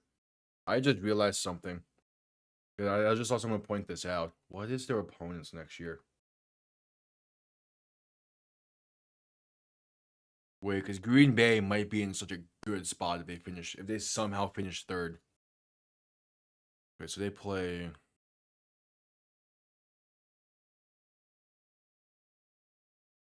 I believe they play the AFC North next year, right? It would be the AFC North and the NFC East. And then where would the other opponents come from? Yeah. Fucking Tom, man. How you doing? Thanks for the raid. Holy shit. Funny enough, I was just looking at the Packers schedule because I saw someone point out that Packers might be having a third place schedule next year, and that would be insane for y'all. Hey, holy shit. Thanks for the raid. Holy shit. Hey, Thanksgiving. Thanksgiving gonna be one hell of a game between you and I, man. I am scared. Josh Jacobs gets me scared at this right now. Your ground game is insane. Thank you all for tuning. Thank you all for the thank you for the raid. Holy shit. Wait, hold on. Is this mean what I think it's gonna mean? Hold on. Wait, hold. Yeah. Yeah, holy shit. Insane. Yeah, I picked the Ravens tonight. I'm wearing the Ravens jersey, in part because I'm a big Ray Lewis fan. Loved him growing up and all that. But I am a Dolphins fan. I do live in Florida. I am a Dolphins fan, but I'm rocking the Ravens tonight, in part because of them winning would help Miami a little bit more in the playoff picture. Holy. See what we got.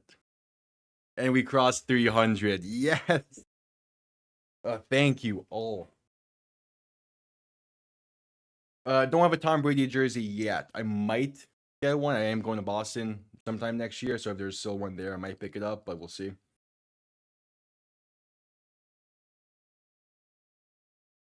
Yeah, that's a neat little stat, fun fact with Ray Lewis, man.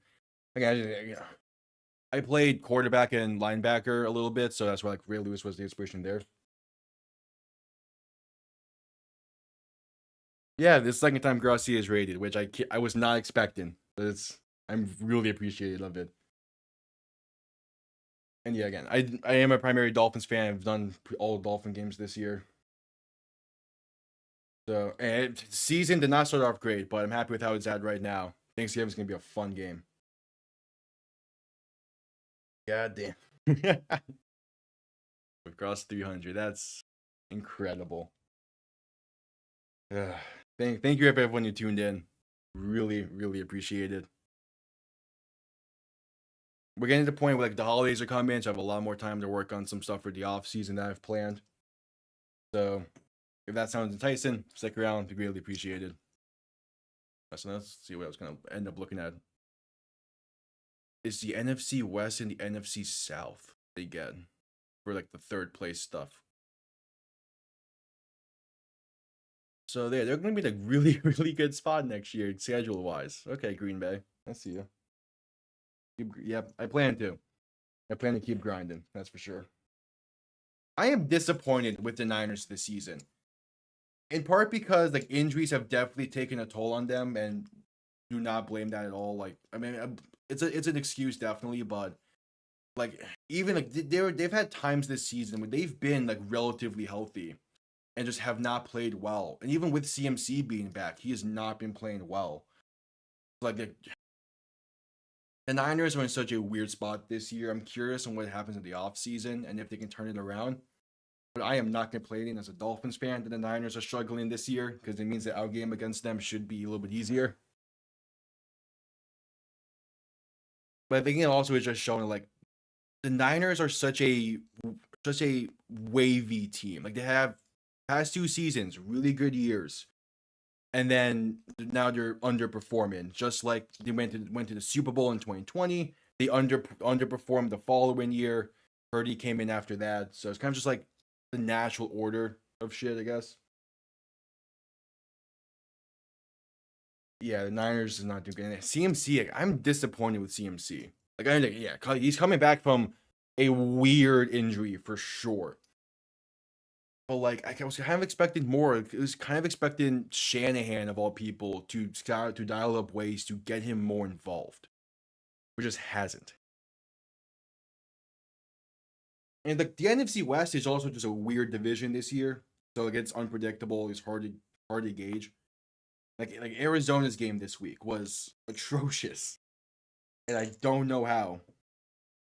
But at the same time, like Seattle's all of a sudden on an uptick. It's a very streaky division this year. Makes it entertaining, also makes it frustrating.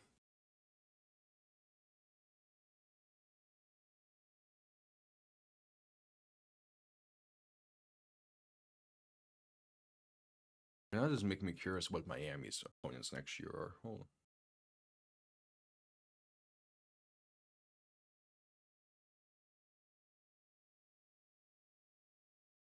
Yeah, both Arizona and Seattle are 6-5. Both of them are 6-5. Or Arizona might be 6-6. Either way, yeah, there's at least two that are 500 or over. But again, it's just not what I was expecting out of that division. Okay, Miami plays the NFC South next year. In the North? Yeah, we played in the North, okay. And then it's either in two AFC South team, AFC West team. Yeah, again, I wouldn't say it's similar, but the 2020 NFC East is like it reminds me a little bit of that, where it's just like every team is in it for no good reason. But of course, like teams a little bit better in the West this year than the East were that year. Or like what was it? It was NFC South 2 years back, was it? Because there's like every team is competitive for like no good reason. Or no, maybe that was 2 years ago. Whatever. Point still stands. Like every year is one of those divisions that's kind of just like chaotic for no good reason. And again, it's entertaining. Just like also it's frustrating when it comes to like trying to do predictions and power rankings and all that. And what was it was the AFC North last year, wasn't it? That was also kind of like everyone's all of a sudden in it.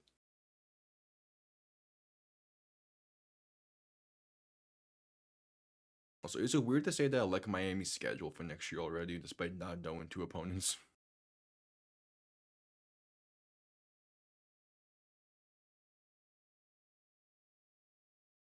Why does it also not look? This has been a weird season for a lot of teams.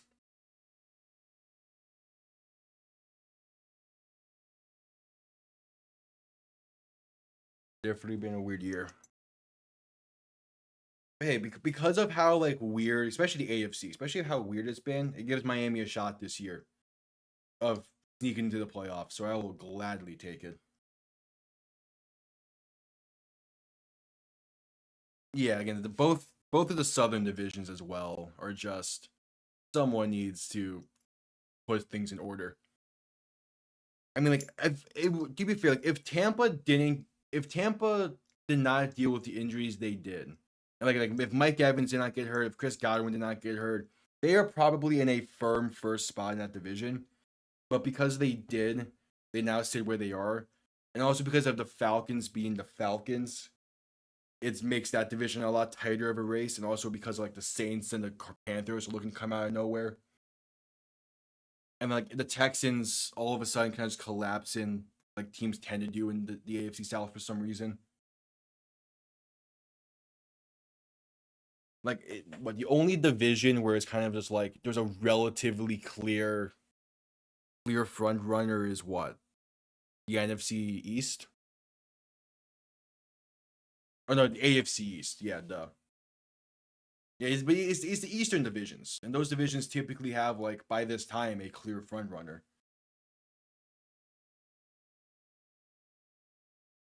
I still hate that we gave Buffalo a free path to division this year. It should not have been this easy for them. Just fucking injuries, man.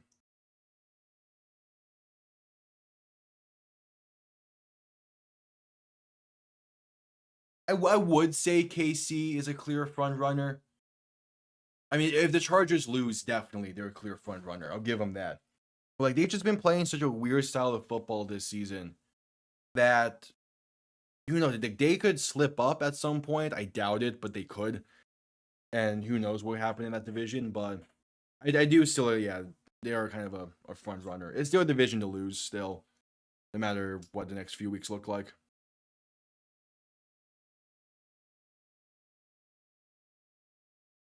And yeah, I was like, the Bills are probably going to clinch the division this week because, and again, I'm just scared of Josh Jacobs. A second half kickoff underway, going to be muffed in the end zone, then just downed for a touchback. We'll begin from the 30. All right. Yeah, win without a good reason. But at the same time, like, just the fact that they're finding ways to win is impressive. Like, it's a different impressive compared to how I view the Lions, who like are legitimately playing like because the Lions have shown to be playing really good football at moments as well, on top of the just how do you win that game kind of moments. The Chiefs have only been how did you win that game kind of moments. Lamar under center, back behind him, fullback offset to the left, making adjustments at the line.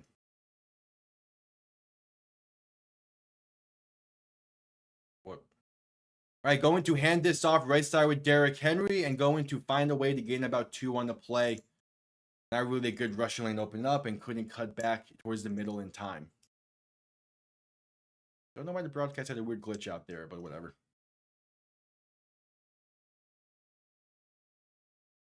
As a first play of the half, not the greatest. Could have been a lot worse. The gain of 3 officially. Yeah, because what 22 for the Vikings? Yeah, because that was the year they won all those one-score games and lost to the Giants. Lamar, quick pass, left side screenplay for Justice Hill is going to go absolutely nowhere. Stonewalled for a loss of about 2. To be fair, though, I think most of the NFC, I think a lot of fan bases, especially the NFC East and NFC North, are fully happy with how that season went for both the Vikings and the Giants at this point.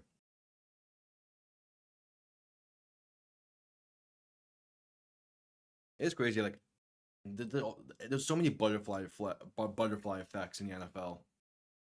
Lamar shotgun back to his left, 3 receiving options to the right. Gonna look to throw in 3rd and 9. Gonna step up and shovel it off to Mark Andrews, and he's going to fight his way for 10 on the play, enough for a first down for Baltimore.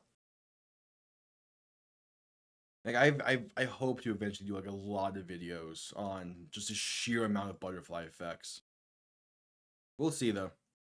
I have a few videos currently, like I'm beginning the process of working on. Most will be out during the off season.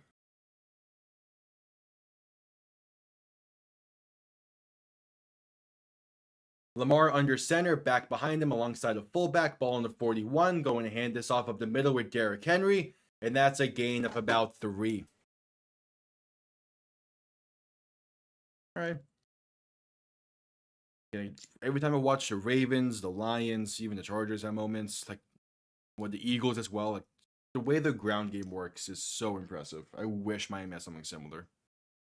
Like at times Miami can have a good run game, but the past few weeks just been not there.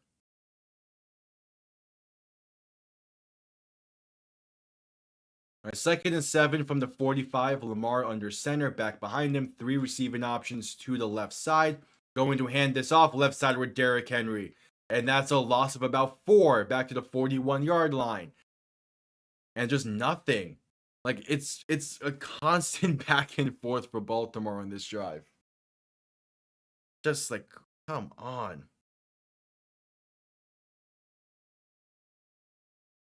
Like at moments their blocking is going really well, and other moments it's just not. Like, you need to get that consistency in the second half. All right, 3rd and 10. Lamar shotgun back to his left, 3 receivers to the right, ball in the 42. Gonna drop back, looking to throw. Has some time, gonna roll right, buying more time. Launch your one, right side, has a man and caught by Zay Flowers along the sideline. Big chunk of yards to pick up the first down. Getting his feet in at around the, what was that, like 33-yard line?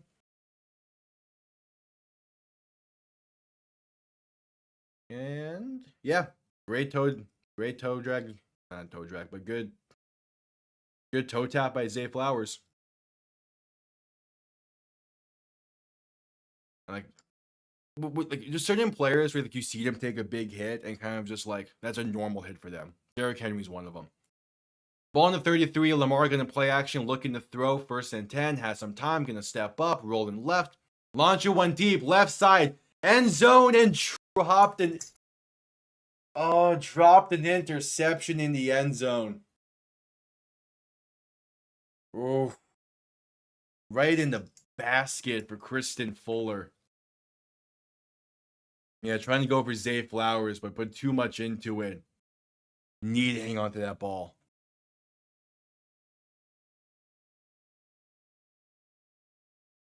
That's one you need to hang on to as a corner. All right, 2nd and 10 from the 33. Lamar in shotgun, back to his left, 2 receivers to each side. Going to look to throw once again. Now going to try and take it up the middle. And going to lose a yard on the play. Derwin James in the backfield for that tackle, for that, basically a sack, yeah. Although it kind of looked like it was a QB draw. Yeah, delayed QB keeper.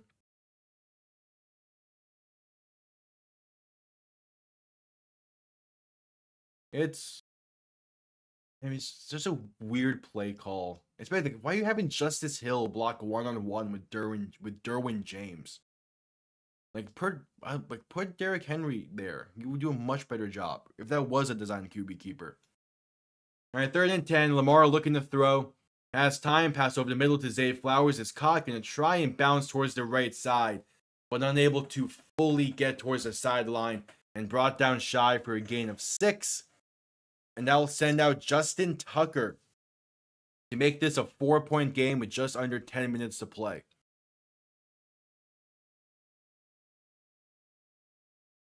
I mean, like, Justin Tucker has been having a relatively weird season this year. Definitely not his typical, like, surefire Justin Tucker moments. Like, he's still a kicker you would rather have than not have. This 45-yard try from the right hash is up, and it is right down the middle. Ravens take the 4-point lead with 9.5 to play in the 3rd quarter. Hell yeah. All right, Baltimore. Yeah, like, I like what I'm seeing for the most part from them. I'm just more curious on how their defense is going to play in this half.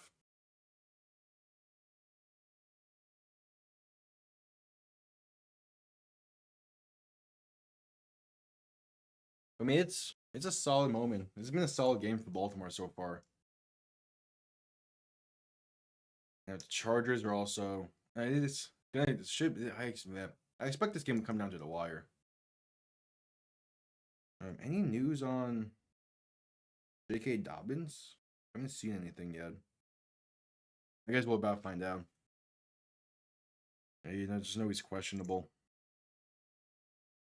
I hope that Dobbins isn't out long term. His story this year has been fantastic.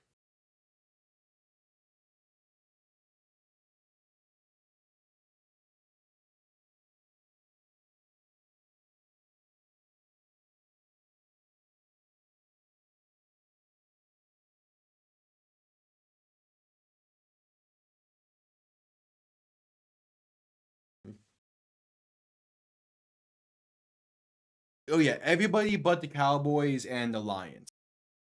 But yeah, like Tucker is still a fantastic kicker. It's just like it's uncharacteristic that he's been missing like he has. That's kind of just why like, is it time to eventually like move on or just begin the process of trying to? But like, hey, like if he's still gonna give you 80% and up field goal percentage seasons, there's no need to move on. Like I definitely Cowboys and Lions, the two teams that would not get him in a heartbeat.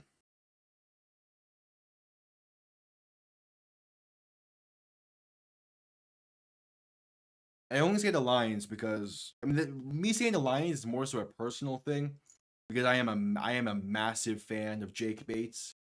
See, watching that man in the UFL was beautiful, and I love that he's having the success he's having in the NFL. Like I plan to eventually get a Lions jersey to add to the collection, and when I do, it probably will be Jake Bates, even though there's a bunch of other players on the Lions I like as well. As we're back from commercial break, Justin Tucker about to send this one away. And this will be down in the end zone for a touchback. Herbert will begin this drive from the 30. Yeah, that is true. Well, Aubrey had one blocked, so you can't fully blame him for that. But like for the most part, Brandon Aubrey is a great kicker. Also from the spring leagues. Like he has a surefire home within Dallas.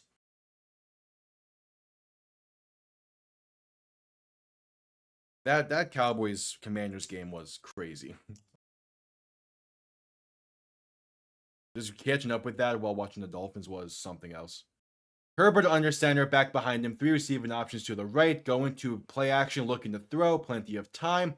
Dump off right side and a flat is caught and takes a hit, but gains 6 on the play nonetheless.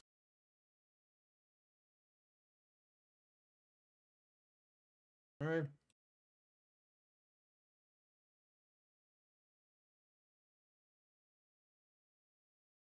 I mean, yeah, the Chargers don't fully need this drive. I can't believe the Cowboys won either. But that's the NFL. Any given Sunday. Herbert under center, back behind him. Two receiving options to each side. Going to hand this off left side with Gus Edwards, and that goes nowhere. Stonewalled behind the line for a loss of about 2, and a big 3rd and 5 coming up.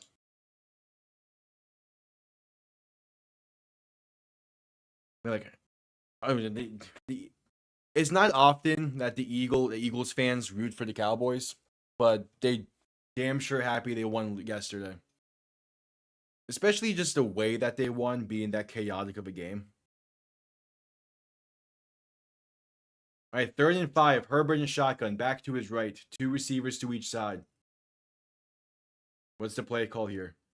Looking to throw, has some time, going to step to the left. Now throwing back right, has a man open. That's caught. Joshua Palmer for a gain of about, what was that, 11? Enough for a Chargers first down, keeping the chains moving.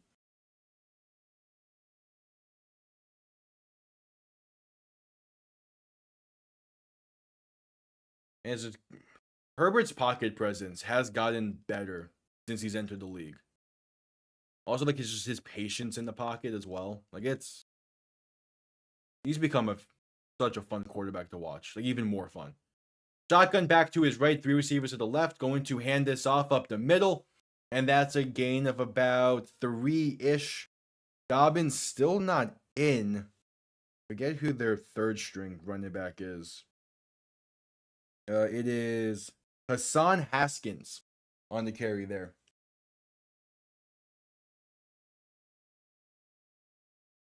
Again, simple gain of 3. I did not realize how good Herbert was throwing outside the numbers. He's in shotgun back to his left, 3 receiving options to the right. For this 2nd and 7. And Herbert's going to play action, look to throw, has some time, going to step up, and going to keep it himself. Now keeping himself running towards the left, and going to pick up about 5, but there is a flag on the play. It is holding on the Chargers. Can't call him Bradley Bozeman. Jeez. I mean, it's like weird. I don't fully know like how much the Chargers get penalized. I know the Raiders do quite a not Raiders, the Ravens, because of just the fact they lead the league in penalties. But I kind of it would be yeah, that's a clear hold on Kyle Van Noy. All right, 2nd and 17. Herbert shotgun back to his left, two receivers to each side. Just under 6.5 to play in the quarter. Herbert looking to throw, has time, passing right side, and that is caught up to about the 49-yard line for, I believe that's Nelson Aguilar or Jalen Rager. Actually, that player is just not on this roster sheet I have. Fantastic. Number 89. Why is that? That's like the third time it's happened this week. Why is a. All right, 3rd and 8 coming up. I imagine that's. Herbert and shotgun back to his left. Three receivers to the left side as well. Looking for the plus 44-yard line. Herbert back to pass. Pressure coming in quick. Stepping left. Throwing left. Has a man wide open. Ladd McConkey. First down. And down inside the 35 to the 33. That's what I mean by Herbert's pocket presence has gotten a lot better since entering the league. Like, that's just a beautiful pocket movement to pick up the first. And then Ladd McConkey finding that window. Yeah, post corner said.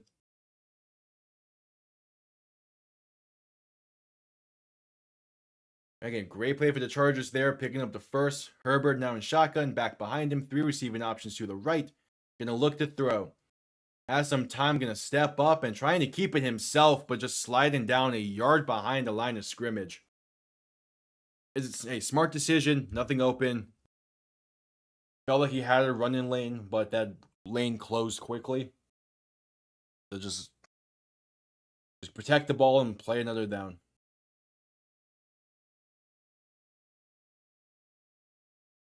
The NBA countdown schedule. Knicks Mavericks is a pretty damn good game. And 2nd and 11, Herbert shotgun back to his right. Three receiving options to the right as well. Ball on the 34. Herbert back to pass. Pressure coming in quick. Throwing left side incomplete. Trying to get a screen going with Gus Edwards, but just nothing there. Instant pressure by both sides of the line. Right, there's one thing that's been very consistent with the Ravens, not even just this season, but like their entire Harbaugh era, is they know when to dial up blitzes for the most part. Well, yeah. Ladd McConkey is definitely one of the most Scottish names. Pretty sure there was someone a while back who had similar names. Can't fully remember. Herbert looking to throw on 3rd and 11, has time, gonna throw right side, but just was not on target at all. Well too far outside. The 4th and 11 coming up. I have been impressed with how Ladd McConkey has played this year. Like I was not expecting him to have as much of an impact as he has had with the Chargers. But like he has really shined in a receiver one type role. And now it's Cameron Dicker on for the 52-yard try from the left hash. Kick is up and it is good. Absolutely drilled it from 52 yards out. We're back to a 1-point game. All right, 4:08 to play in the quarter. Hell yeah. Again, it's weird. Like when kickers are like playing their best and they're like damn near hitting everything, it feels. It is one of the most beautiful things to watch. Just seeing that ball fly for like 50 yards out and all that shit and just being absolutely drilled. But at the same time, when the kickers are just playing poorly, you're just mad as hell. And Dicker the kicker. It is like I'm really like just this trend recently of just finding random kickers and not having to go through like any kind of like proper draft process. Because like again, you could definitely draft a kicker and have success. Evan McPherson's one of them, and but like there's also just a clear like evidence that there's not really a need to. You can find them like not relatively easily, but you can find them.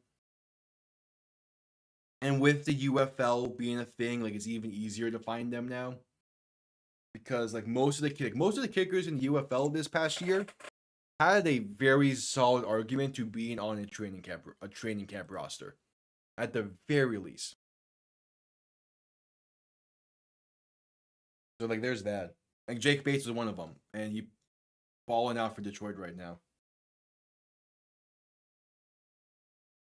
Like what? I just think back to Sebastian Janikowski, last first round kicker, and he was solid, but I know I feel like his legacy is remembered differently than when you actually go back and look at it. To the back, fair, very fair. But like, dude, like also like to find kickers, it is also a point of like, well, what's your track record? Kicking is a weirdly complex thing. Because like, there's also like the kicker can be like you can draft a kicker who's played really well in college, but because the new holder and the punter isn't the same, they're gonna struggle for a bit.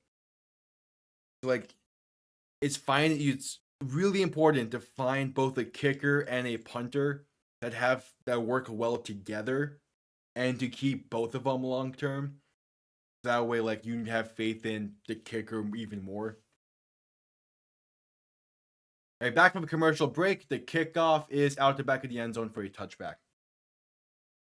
I think like as in, with Jason Sanders in Miami, he had a fantastic year with Thomas Morstead, and then when Morstead left, he struggled a little bit with Jake Bailey, but since then kind of gotten back to the swing of things.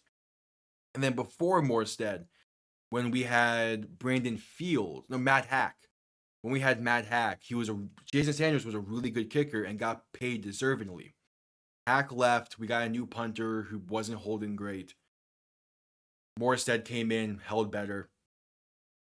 Lamar under center, back behind him, gonna play action, look to throw, rolling right, pressure coming quick, gonna dump it off over the middle, and that's a diving grab by Mark Andrews for about 5. And I mean, like even back in the 2010s for Miami, Dan Carpenter and Brandon Fields, that was a great duo of kicker and punter. Or like with Baltimore, Justin Tucker and Sam Cook. That was the duo in Baltimore, and it was wild, and it was a part of the reason why Justin Tucker was such a good kicker as he was. They have a new punter this year. Things are going a little bit shaky. A handoff up the middle for Derrick Henry is going to gain about 3 to set up a 3rd and short. Yeah, exactly. You have to grow a great kicker, but at the same time, it's less about necessarily growing the kicker and more about. I guess growing the kicker is a good way to put it. Lamar going to keep it himself left side on a read option, and did he fall forward enough? One line judge is saying no. Lamar Jackson is short of the first. Because like training camp, mini camp, the off-season stuff, those are very important for a kicker and a punter to refine how it works. And like that's why like having your kicker is like having your like go-to kicker early on in training camp, early on in the offseason is important. Baltimore going to keep the offense on the field on 4th down and hand it off left side with Derrick Henry. Breaking tackles and room to run, going to pick up a large chunk of yards down to the plus 34-yard line. They have a 4th and 1 carry going for like 20 plus yards. That's the power of like Baltimore's run blocking. Can be so good at times. That stuff like that's easy. At the same time, it does really help having Derrick Henry, who just refuses to go down in most cases. Yeah, he has some damn good blocking. Jeez. All right, Lamar under center, back behind him, fullback offset to the right, going to hand this off up the middle once again, this time with Justice Hill. And that's a gain of about 3, but there's a flag on the play. Yeah, it's called King Henry for a reason. I looked back at his 22 season earlier today. I am shocked he did not finish higher in MVP voting. Like, I'm shocked, but at the same time, not fully surprised because of just the sheer talent that was that 2022 MVP class. The flag is holding on Baltimore, going to push them back 10. Ugh. A bad penalty to take. You have such a good drive building. And that's one of, like, you take that penalty and all of a sudden, who knows? I was even more shocked. I also look back at 2017. I am more shocked that Todd Gurley had Todd Gurley's 2017 and 2018 seasons were insane. Probably gonna have a video on that. Lamar in shotgun back to his right, two receiving options to each side, gonna look to throw on 1st and 19. Has time, pass left side to a wide open receiver is caught and brought down inside the 30 to the 28. I see last name Wallace on a Ravens jersey. I instantly think of Mike. I know for a fact that's not who that is. That is Tylan Wallace. Yeah, exactly. Which, to be fair, the brotherly shove, man, like, for as much as I hate it, I would love it a lot more if they built off of it more and did more shit out of it. Lamar under center, back behind him. Receiving options to the right for 2nd and 4. Going to hand this off up the middle with Henry once again. But that goes nowhere. Stonewalled at the line for no gain. Like, I see the brotherly shove, and I see so much potential. The Eagles have ran I think they've ran play action once out of it. They've ran a toss or at least an outside run out of it once. I want them to do it more. Because it would just make that play feel more like a building block of a play instead of just a cheese play. Lamar under center, gonna play action, look to throw, pressure coming quick. Pass left side is caught by Rashad Bateman. And he's down by contact, just shy of the 1st down marker by about half a yard. So 4th and inches coming up, but before that decision is made by Baltimore, we have the end of the 3rd quarter. All right. Yeah, it's a one-trick pony only because Philly uses it as a one-trick pony. It has potential to be such more, or at least that formation does. And I wish they would use it more in unique ways. Well, like, they don't need to because it works so well. They don't need to be creative out of it, but I wish they would be. Purely because I would love to see what new ways they would have to work out of it.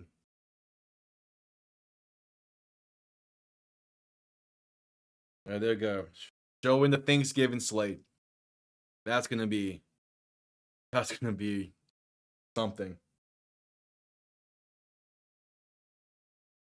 I'm worried about the Dolphins, yeah, but I swear, man, if the Lions somehow lose on Thanksgiving, that's gonna be. I might jump in my pool. I might jump in my pool right before Thanksgiving dinner if the Lions lose. Like, that would be both the most Lions thing possible and the most Bears thing possible.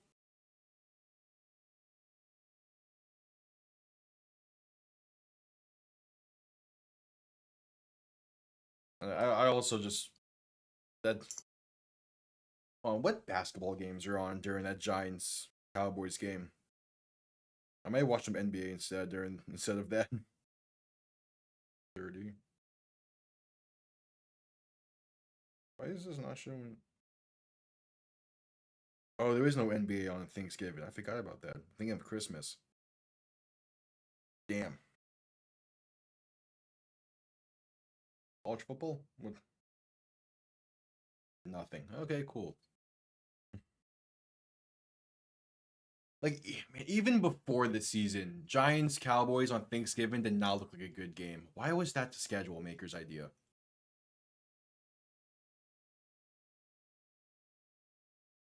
Yeah, fair. They wouldn't be. That was a good point.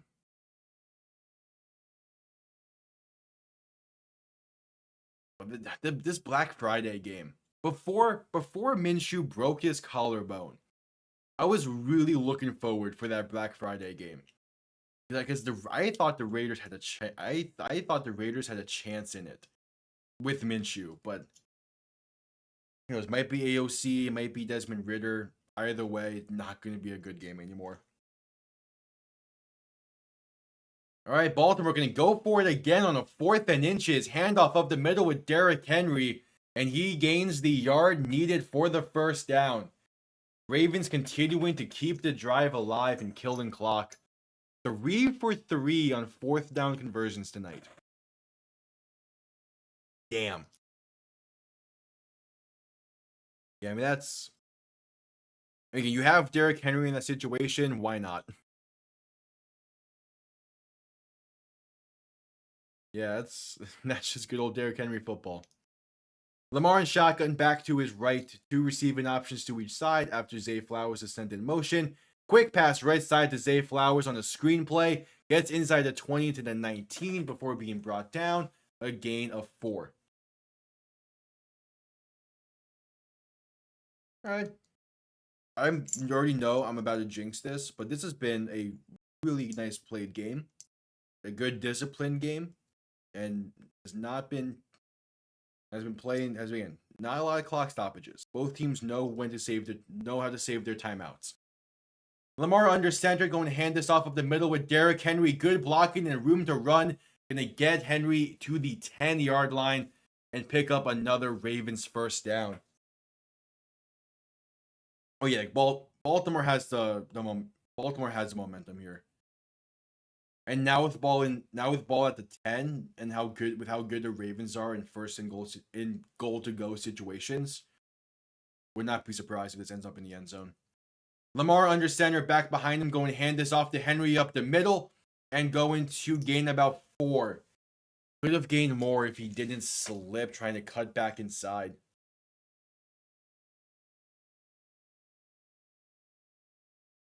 Yeah, Derrick Henry, man. Derrick Henry leaving Tennessee makes more sense than Saquon leaving New York. But still, it feels like a dumb decision that was made. And Lamar in shotgun, back to his right. 2 receivers to each side, looking to throw from 6 yards out. Pressure coming, going to step up and roll in left. Buy in time. Throw in end zone and going to be batted away, incomplete. There's really good coverage there in the end zone. Nothing going for Baltimore. And a big 3rd down coming up. 3rd and goal from the 6. 12:36 to play. You get in the end zone, you can take an 8-point lead. Oh, we had Flowers open as well. That's a good defensive play. Maybe could have put more air under that and touch it a bit more, but makes sense, but still. All right, Lamar, shotgun, back to his right. 3 receivers to the right as well. Ball on the 6, looking to throw. Pressure coming. Throw in, end zone. And caught by Mark Andrews. No shot, they call that incomplete.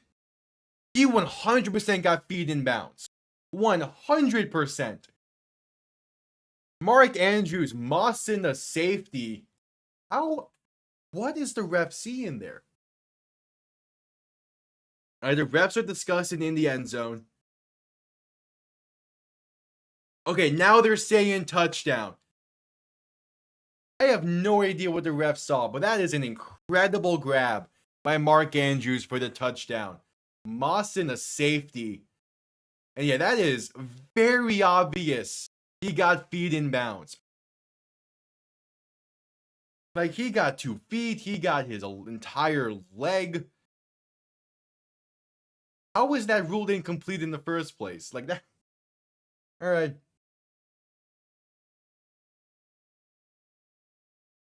And Baltimore's going to go for 2 to make it a 9-point game, to be up by 2 possessions. Lamar rolling right, looking to throw. Gonna have some time throwing back at the end zone and dropped by Zay Flowers. It was there. He had the time.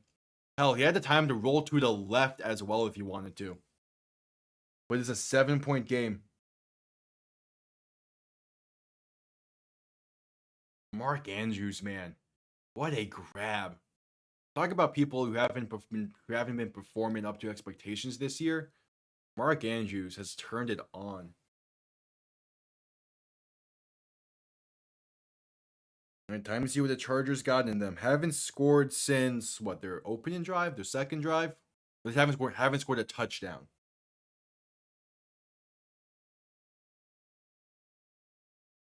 Oh shit! Marcus Robinson was arrested and released this morning. Damn. All right.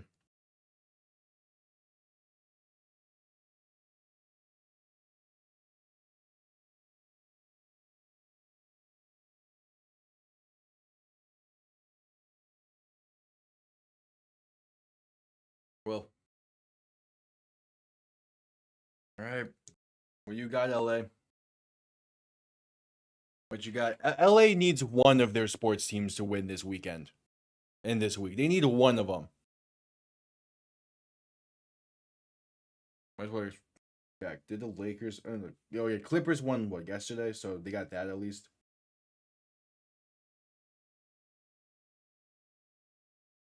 But it just feels like that LA needs a football team to win this week, especially after that Kendrick drop this weekend.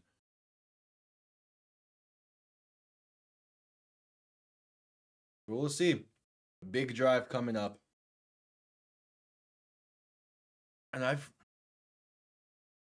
the Chargers are playing well. It's just they need to finish the drive. But at the same time, like I wouldn't say their defense has disappointed. The defense has been playing well. It's more so just the offense that's like, when you're gonna finish a drive here? When you're gonna like not stall out? And I think J.K. Dobbins getting injured is definitely impacting how the offense is playing.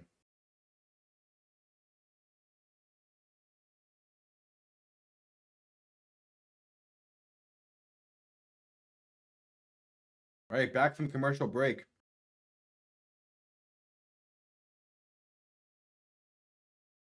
Time to see what the Chargers can do. I forgot to check. Did the Panthers win today? No, lost by 3. God damn it. Kickoff is down in the end zone for a touchback. Chargers will begin the drive from the 30. All right, that's off the fingertips of Flowers at 2-point try. No shot we going back to another commercial break, ESPN. We just got back from a commercial. And we're back to... Okay, wow. Commercial, into kickoff, into commercial. Reminding me of Fox and the UFL broadcast in the spring. Speaking of which, I do plan on being live, doing play-by-plays for the UFL again this spring. Those were a lot of fun to do last spring. We're going to run it back. Especially with the rumors of expansion, of a UFL expansion in 26. Going to be riding the UFL, man. It's a lot of fun.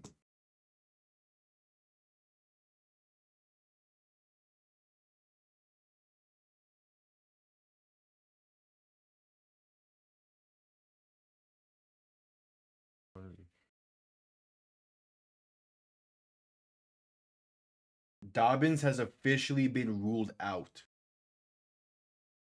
Oh, man, it's a knee injury as well. Man, I feel so bad for J.K. Dobbins.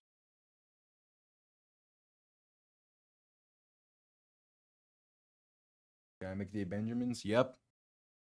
They do. End of the day, a lot of it's about the money. Man, I feel so bad for J.K. Dobbins. Like he's having such a good. I really hope that's not a long-term injury, and it's only for like, and only like holding him, and they're only holding him out of this game now for like precautionary reasons.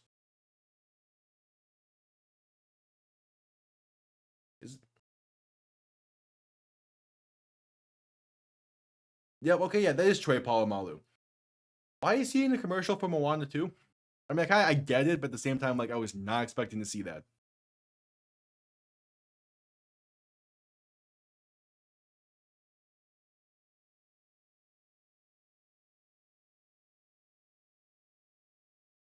Okay. Yeah, I was not expecting to see Dwayne Johnson and Troy Polamalu on my screen at the same time, but hey, power to him. Polamalu was a fucking beast. All right, back from commercial. Herbert under center, back and fullback behind him. Ball on the 30, needing a drive here. Going to begin the drive with a fake toss to the left and looking to throw. Eventually going to dump it off left side. A dangerous pass. It's caught by Gus Edwards, but a loss of like 6 or 7. Would have been a loss of yards either way. I'm pretty sure that pass was behind him. And that's one hell of a grab by Gus Edwards. I mean, one-handed behind him, but yeah, that was not a good play by the Chargers to begin the drive. Kyle Hamilton read that like a book. For a 2nd and 17, Herbert in shotgun, back to his left. 3 receiving options to the left as well. Ball now on the 23-yard line. Herbert's going to play action, look to throw. Has some time. Pass over the middle is caught by Hayden Hurst. Going to get to about the 34. That was a weird camera angle for a check down over the middle. That's why I sounded confused there. But it is a gain of 11 on the play. And it was Will Disley. What number is Hayden Hurst on the Chargers? What? I could have sworn he was 81. And was he 84? All right, big 3rd and 6 coming up. Herbert in shotgun, back to his left. 2 receivers to each side. Joshua Palmer sent in motion left to right. Herbert looking to throw. Has some time. Pump faking, now rolling right. Buying time, launching one deep right side. Incomplete, looking for Palmer. But there's flags flying. That'll be DPI on the Ravens. And that's a clear DPI as well. Going to keep this drive alive. All right, so a bad Chargers play to begin the drive is negated by this DPI on Baltimore. Like, yeah, you have him locked up well. Part of the issue is he turned it upfield. Fouls by both teams. DPI on Baltimore and holding on LA.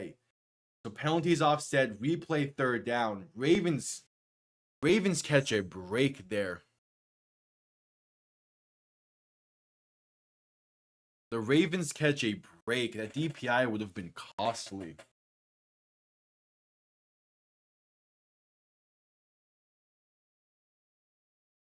I feel like Herbert could have thrown that out initially, but he 100% could have set his feet a little bit and just launched one deep. And it could have avoided a DPI. But Holden would have brought it back anyway. Now, 3rd and 6 once again. Herbert in shotgun, back to his left. 3 receivers to the right. Going to look to throw. Pressure coming. Herbert throwing right side and dropped. Would have had room to run and pick up the 1st. Is that Deontay Johnston? I'm pretty sure it is. So a 3 and out for the Chargers offense on a important drive. That is directly through the hands. And yeah, it is Deontay Johnston. Oh my. That is such a bad time to have a drop. And yeah, out comes the punting unit. It's 3 and out. The Chargers will always find a way to Charger. In some capacity. This is what you get, Spanos. That is such a... What's funny is he had Lat McConkey open directly behind him on a deeper route. A punt comes off clean, gonna bounce out of bounds near the 26-yard line. Like, he had options there. He didn't have to throw it to Johnston. He had McConkey, who is a much more sure-hand receiver. All right, we head to commercial break. One of my questions about the Chargers receiving room. I know they have Brendan Rice. Is he injured and that's why he's not getting action? That is exactly the reason. Same with DJ Chark. So the Chargers do have a pretty solid receiving room. Just two of them are injured, which sucks.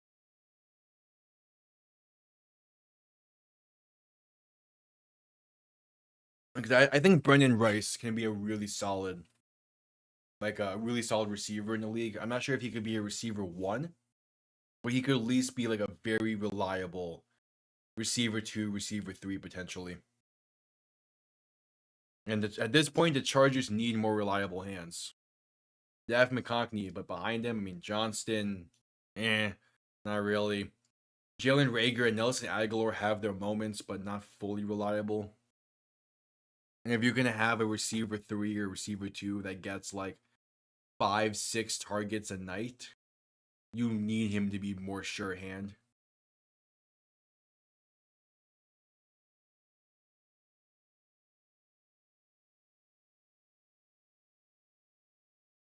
That's why I'm like, Brendan Rice could be a really nice receiver for them if he just has a shot. And they do have Josh Palmer as well as a good receiver two option. So it's like they have receivers on that team. Oh, Hayden Hurst is injured. That's what it is. 88. Okay. Hey, they brought him up on the broadcast. I thought he was playing tonight, I guess.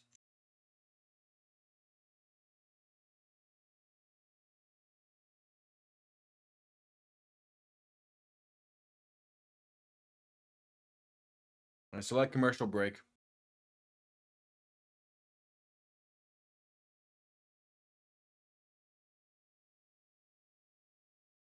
I mean, yeah, with how well the Ravens have been playing today, in the sense of like just being able to run the ball effectively, they could close out the game right here.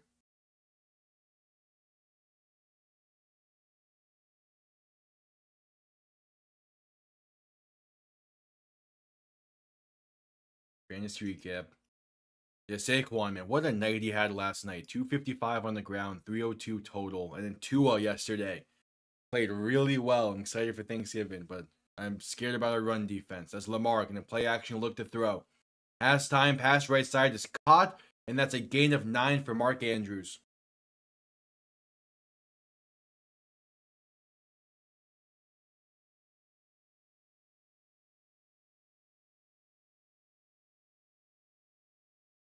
Yeah, there's a comparison between Henry and Saquon. Yeah, I'm like, Saquon's having one hell of a season. With how weird the quarterbacks have been this year, I mean, there's really Allen, and then there should be Saquon at 2 for MVP. Lamar under center, back and fullback behind him for the 2nd and 1.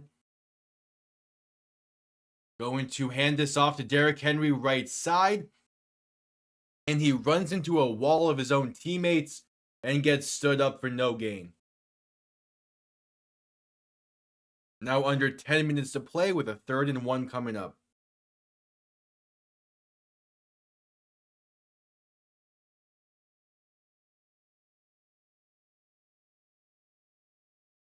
I mean, just once you keep it up, Baltimore. You're playing well.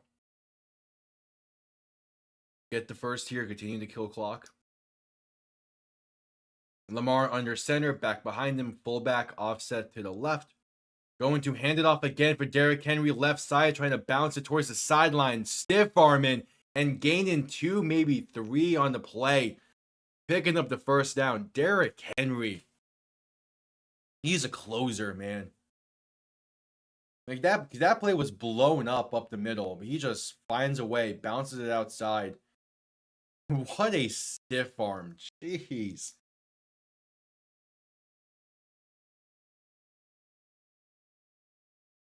Like, Derek, such a fun back to watch, man. All right, Lamar shotgun back to his left, going to keep it himself on a read option up the middle, going to gain about 3 on the play.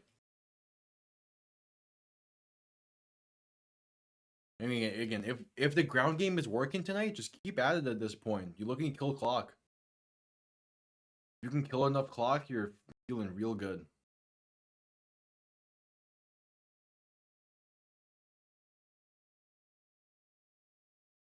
Yeah, Derrick Henry a big factor in this one.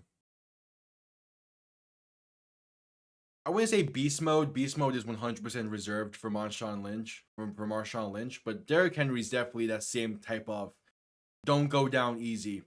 As this Lamar pass is to the right side and caught for about 6-ish on the play. Yeah, again, Marshawn Lynch is the beast mode. Derrick Henry is up there. Of like, yeah, he's hard to bring down. I wouldn't quite say beast mode. Also, I mean, you could say freight train, but it doesn't have the same ring to it as beast mode. Yeah, Baltimore looking for this long sustained drive. 3rd and 2. Lamar in shotgun. Back to his right. 3 receiving options to the left. Going to hand this off to Justice Hill. Left side. Makes one man miss. Room to run. Nothing but green grass in head. The 20. The 15. The 10. The 5. Touchdown Baltimore. Justice Hill taking it the distance. And the Ravens extend this lead to 13 pending the extra point. Oh man. And it's weird because like Justice Hill, like he's typically just the receiving back for Baltimore. So him having a run like that, whew. I mean, it helps that they're stacking the box, expecting something up the middle. And they're not really stacking the box either. So yeah, that's a hell of a cut outside for Hill. And yeah, from there, gone. Beautiful. Funny, back-to-back nights in SoFi, there's a long touchdown run late in the 4th, relatively late in the 4th. To try and seal the game over the Los Angeles team that's playing there. That's one hell of a run by Justice Hill. Was not expecting to see that out of him. Yeah, it is a career-long 51-yard touchdown run for Justice Hill. Hell of a carry. And a Charger player is walking off the field, a little banged up after the play. Hopefully everything's okay with there. Right now the field goal try to make it a 14-point game with 7:24 to play. Still have plenty of time left for the Chargers to do something. But they're going to need to do something quick.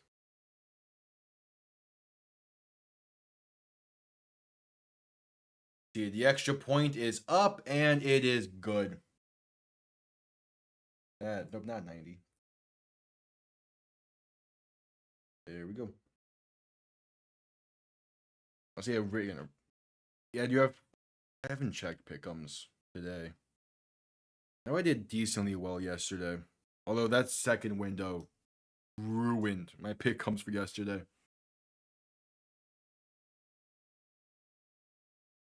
Let's see. What is it fully?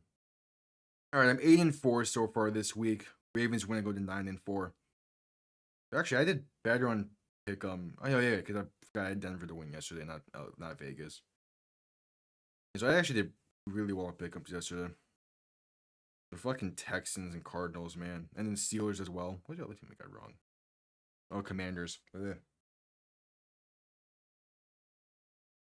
yeah, it was like, week 3, I had a terrible week in the pick'ems. But since then, I mean, I've been like relatively consistent with them. To be fair, like the further the season goes on, the easier it gets sometimes.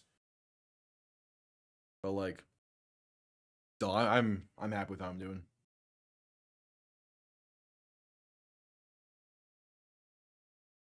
I still had the commercial break. Now more than now the Chargers really need a drive here.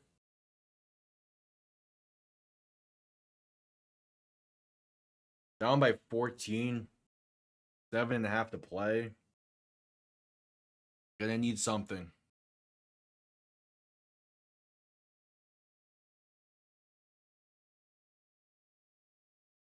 Okay, they're still highlighting that Black Friday game.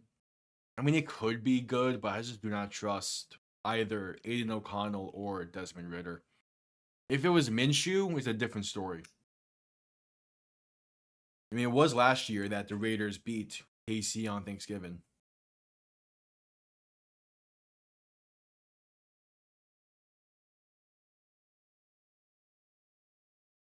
Not Thanksgiving, on Christmas. I like how it took me like a minute to realize that mistake. Jeez.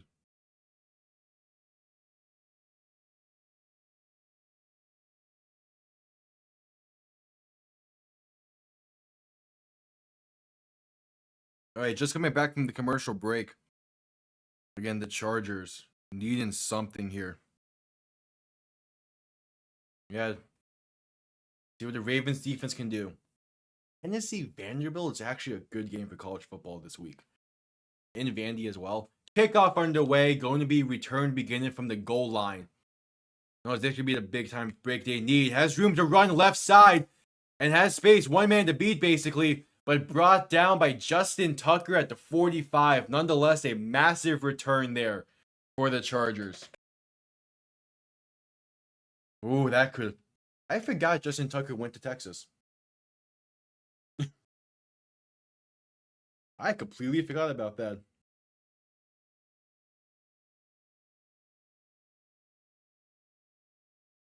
Like that was a big time return there for the Chargers.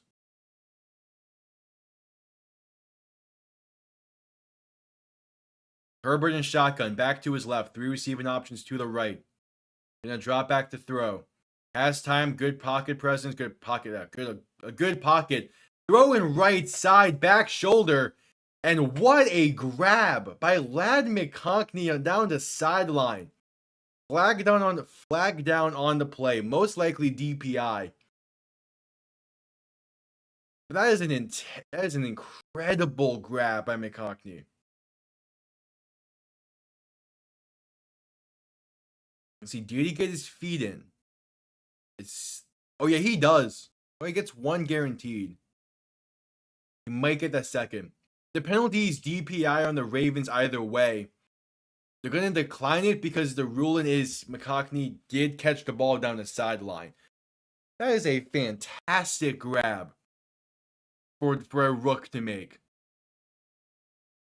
Like body turning, fading towards the sideline. That's just fantastic, man. It depends on if that right foot is down when he initially catches it. Either way, it'll be 1st and 10 for the Chargers at that point. All right, so after review, ruling it incomplete, so the pass interference is going to be accepted. So again, either way is 1st and 10 for the Chargers at about on the plus side of the field, maybe about what's that like the 40? Yeah, so Herbert looking to throw on 1st and 10, launching one deep right side and incomplete, looking for Joshua Palmer just off target. If that ball is placed in the end zone, it's a touchdown. Palmer's beating his guys deep. Yeah, that ball needs to be placed down the field more. And Herbert can 100% place that ball down the field.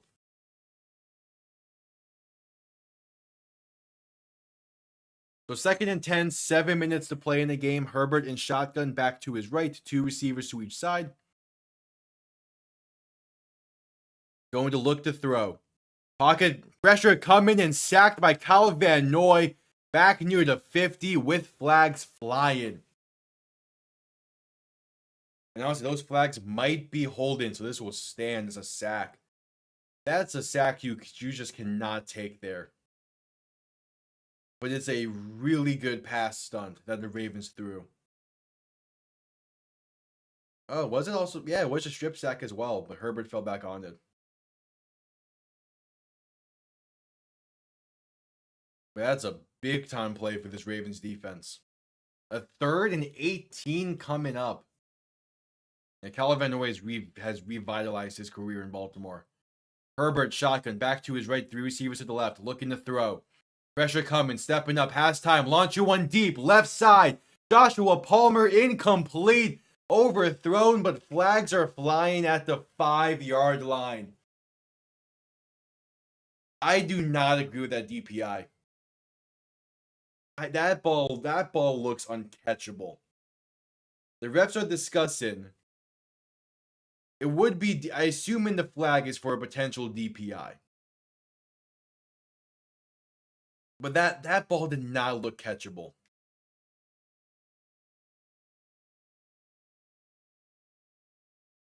There we go. They picked up the flag. Good shit, refs.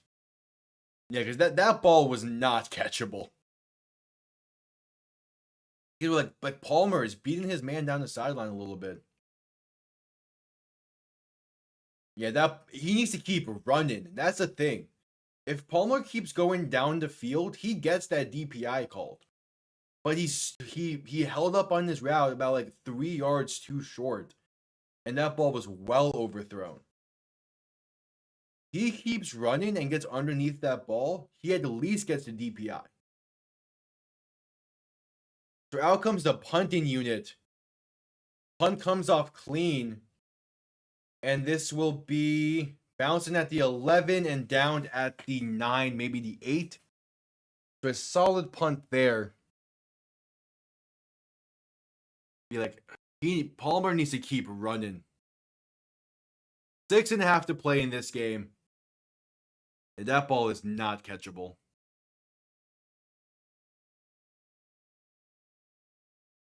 It's about a foot or two too high. It's a good call to pick up the flag. But at the same time, like, that 100% could have been a big time play for the Chargers. Just keep running. Unless you know for sure the ball's going to be a little short, keep running.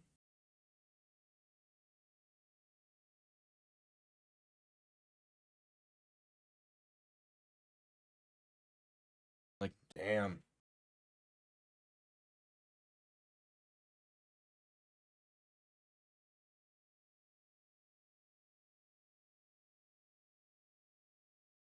I don't know why, but random Ryan Leaf stories are hilarious to me.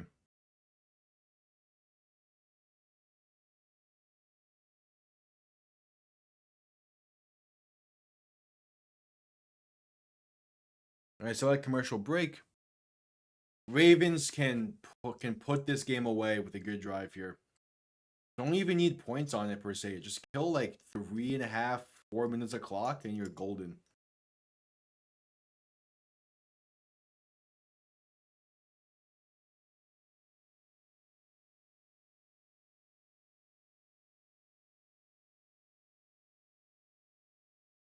Yeah, we'll see.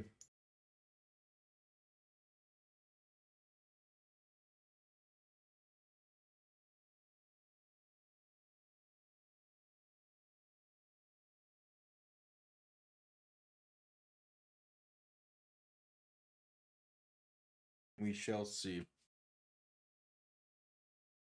It was like at least the Ravens handled business. At least according to my pickums, because power rankings was not fun to come up with this week. In part because the Bills had a bye, so I had to figure out kind of what to do without them a part of them, as I don't put teams on buys on the power rankings. But like it was not easy to come up with shit. Okay, back from commercial, showcasing the replay again. And yeah, just ball on the 9-yard line. Lamar under center, back behind him, going to hand this off left side with Derrick Henry. Some good blocking, as well as Henry just bulldozing everyone in his way and gaining 5 yards on the play. And the process of chewing clock begins for Baltimore.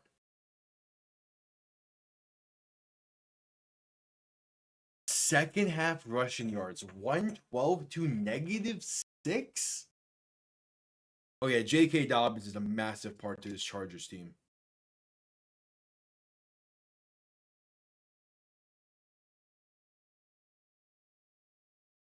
Yep, clock continued to tick.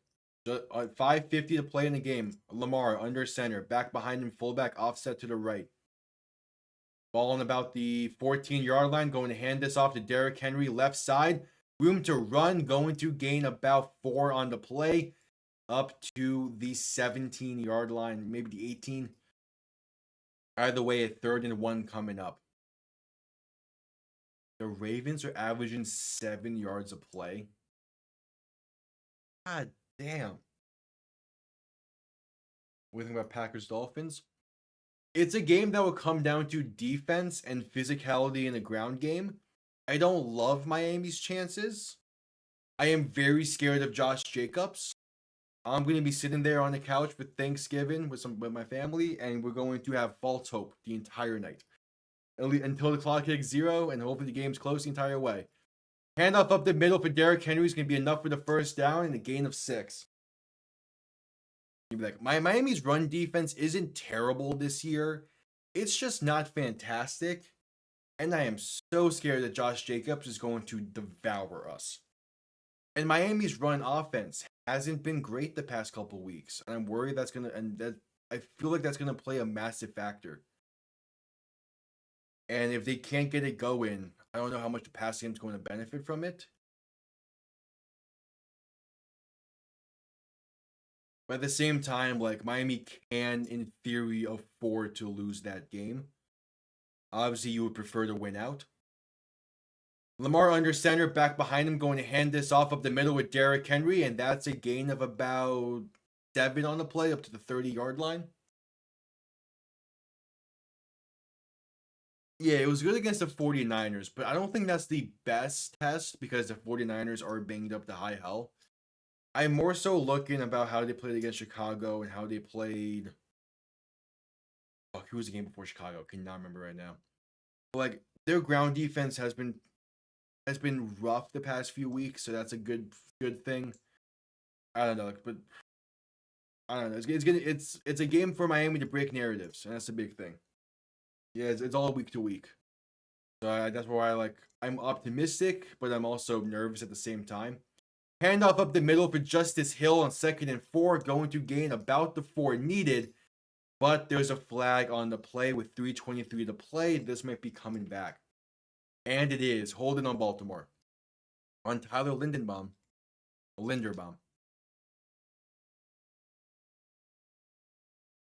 You'll be like, entering the season, I was excited for the Thanksgiving Day game because I was like, okay, this is going to be a really good game. A game that will just purely be for entertainment and isn't really going to matter towards anything. Nah, turns out it's pretty much for Miami's season because of the injuries to Tua. Exactly. That's why I'm saying it's gonna come down between the ground game. Because of how good Green Bay secondary has been this season, it's had a rough few past weeks, but it stepped up against San Francisco. I'm mainly worried about Xavier McKinney because he has been having an incredible season this year. Lamar going to keep it himself in 2nd and 14 for a speed option, but it goes absolutely nowhere. Stonewalled at the line. We'll see. It's the hope is I feel like as long as it doesn't actually snow, Miami is in a decent enough spot. If it's just really cold, but there's no snow or no any kind of weather issues besides just the cold, then I feel like Miami will be fine relatively. But if it does start to snow and it really does come down to run defense versus run offense of both sides, I do not like Miami's chances. X is going to take it to you. I wanted Miami to sign him in the offseason. And the second Green Bay signed him, I knew for certain he was going to be a big part of that team. I've mentioned in previous weeks for Power Rankings, that is probably one of the most underrated free agency signings this past offseason. He is playing so well for them, and it's a massive reason why they have been so successful. Lamar going to hand it off on 3rd and 13 to Justice Hill, and that's going to go nowhere. A loss of about 2 on the play. So the Chargers found some success calling a timeout. It's actually their second, and you realize they called one previously. So 1 timeout left for the Chargers. The Ravens will have to punt this one away.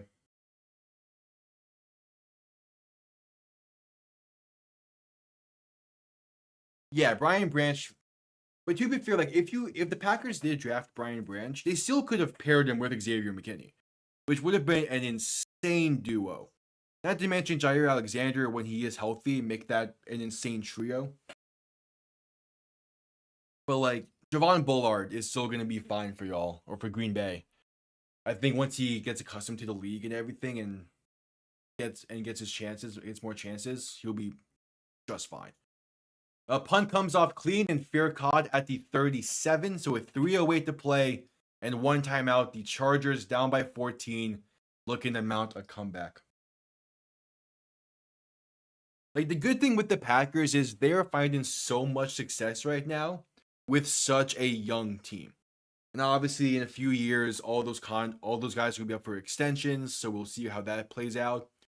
But for at least the next 2-3 seasons, they're going to be pretty much throwing out relatively the same lineup, which is a very good lineup and a very competitive one.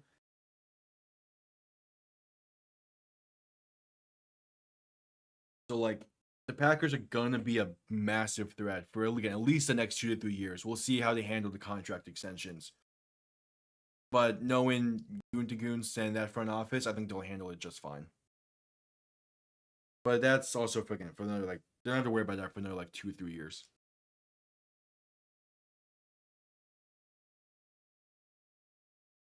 A commercial break as we await again what is definitely now a big drive for the Chargers. The defense made a good stand. Now it's time for the offense to step up.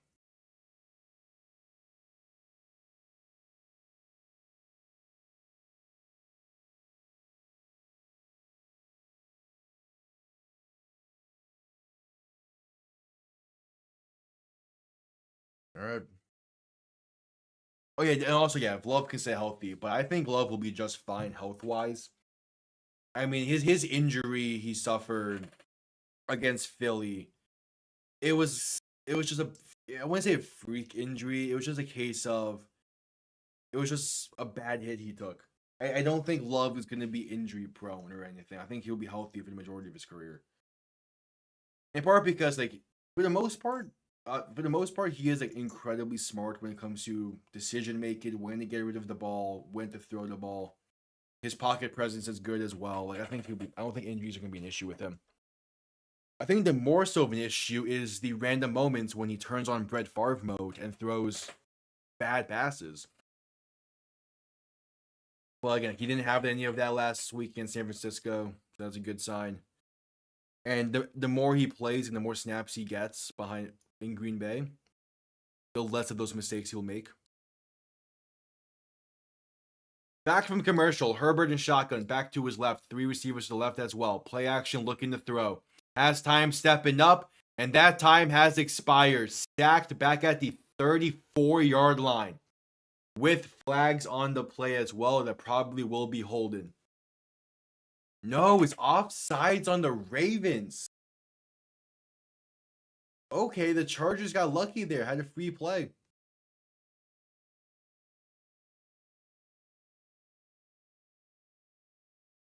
Wow, okay. Oh, yeah, barely jumped off sides. All right.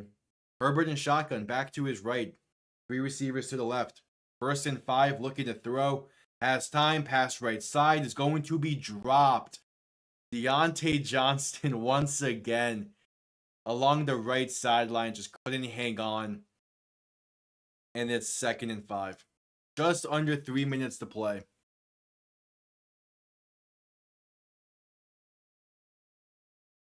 Yeah, exactly. He's throwing some bad passes right now. Some should be interceptions, but for the most part, he's throwing more touchdowns than interceptions. Herbert throwing left side and is dropped again by Deontay Johnston. But to be fair, this time it was really good coverage. The defender got a hand on there and knocked the ball loose. But that is... Oh, no, he just straight up dropped it. The defender did hit him, but no, the ball came loose before. And I feel Deontay Johnston, man. Is that 4 drops today? Or at least 3. Herbert and shotgun back to his right. 3 receivers to the left on 3rd and 5. Baltimore sending a blitz. Herbert unable to escape it. He is sacked back at the 38. A beautifully dialed up blitz by Baltimore. And the Chargers going to need to go for it. Yeah, just absolutely zero pocket formed for Herbert. All right, it's 4th and 9.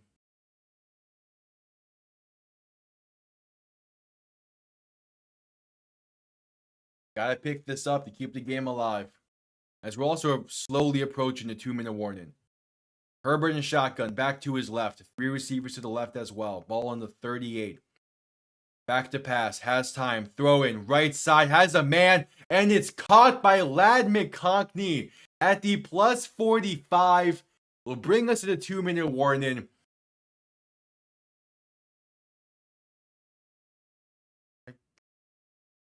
Of course, I'm realizing that. There you go, that's supposed to be the case. Ladd McConkey, man. He is what? Just incredible. The hands on him. Like, if it wasn't for Bo Nix having as good of a season as he has, I would not be surprised if McConkey would be in conversations for Offensive Rookie of the Year. He's playing really damn well this year.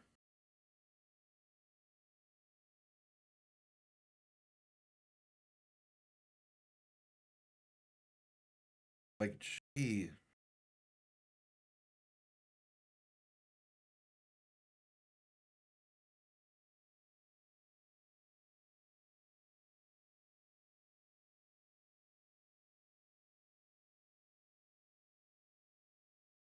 Like, he has been a massive addition to that Chargers passing game.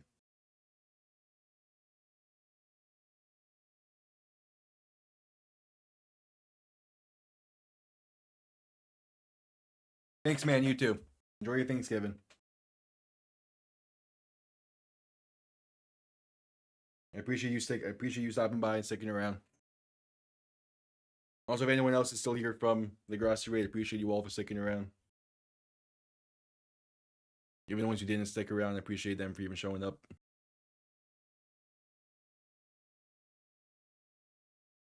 Yeah, Ladd McConkey, man.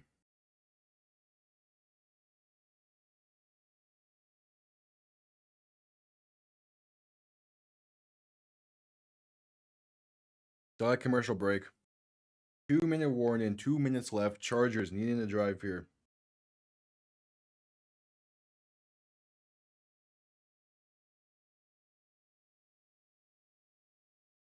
Later. Okay, I won't be live for Thanksgiving. I'll be back. I'll be visiting family, but I'll definitely be live for at least 2 games next Sunday. I'm still thinking about what other game to do besides Sunday Night Football next week. All right, back from commercial break for the 2-minute warning. Herbert and shotgun back to his left, 3 receivers to the right. Gonna drop back, looking to throw. Has time. Pass left side and dropped by Joshua Palmer. Marlon Humphrey played great coverage there, but throw was even better and beat the coverage. That's when you wish to hold on to. I want to say got to because it is so great coverage. Oh man, it sits in his hands for like a second. That's a great placed ball. God damn, Herbert. And 2nd and 10 from the 45. In shotgun, back to his left. 3 receivers to the left as well. And need a drive on this one. Shifting it back to his right. Herbert looking to throw. Has time. Going to step to his right. Now going to step back up. Flags flying. Room to run. Going to make one man miss and keep going. 1st down and more. Out of bounds at the 32, but that's going to be brought back due to holding. Jim Harbaugh is asking for a face mask. There was no face mask on that. Calling Joe Alt for holding. And that's a killer for this drive. It's going well in Herbert. A fantastic scramble there. But yeah, that's a clear holding.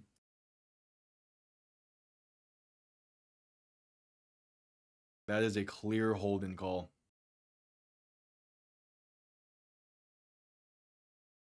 All right, 2nd and 20. Ball on their own 45, basically. Herbert in shotgun, back to his right. 3 receiving options to the left. Gonna drop back, looking to throw. Has time. Pass left side is caught by Will Dissly. He'll get back to the initial line of scrimmage to set up a 3rd and 10.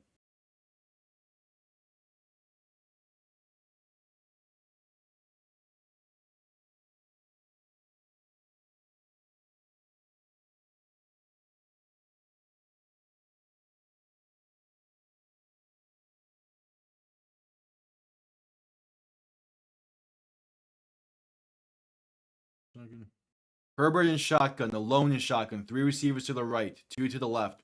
A big time 3rd down, a minute 38 to play. And we're going to have the Ravens calling their first time out.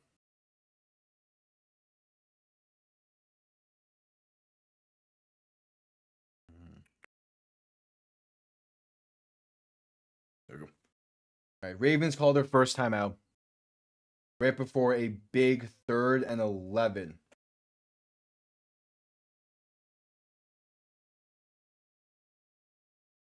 First season under Harbaugh for his previous coaching stops. 49ers 13-3, Michigan 10-3, and now the Chargers to the 7-3. I will eventually get consistent with the pronunciation of their names. 3rd and 11.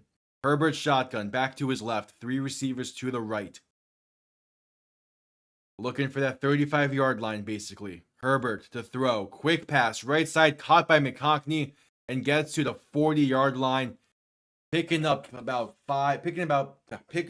6 and setting up a much easier 4th down. Gonna need to get this. A minute and a half to play. Chargers call their final timeout.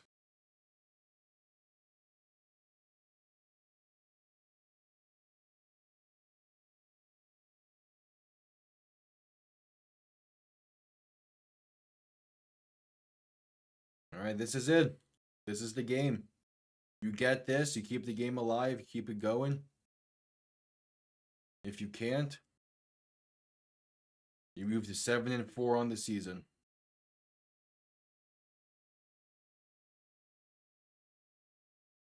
Herbert, shotgun, back to his right, 3 receivers to the left, 4th and 5, basically. Looking to throw, has time, pass right side, incomplete. Looking for Joshua Palmer, but flags are flying. Gonna be DPI on Marlon Humphrey, keeping the game alive just a little bit longer.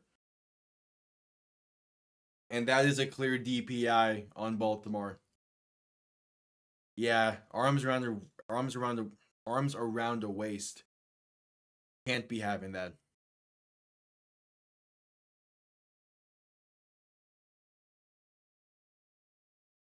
Oh, yeah, and he hit the arm away. So Herbert in shotgun, back to his left, 2 receivers to each side. Gonna drop back, looking to throw. Has time, stepping up and gonna keep it himself with room to run. Gonna get the first down and trying to get towards the sideline, but unable to, as he is hit hard after a gain of 12. Clock continues to tick. 1:10 to play. Chargers going hurry up. Ball on the 16. Herbert shotgun, back to his left, 2 receivers to each side.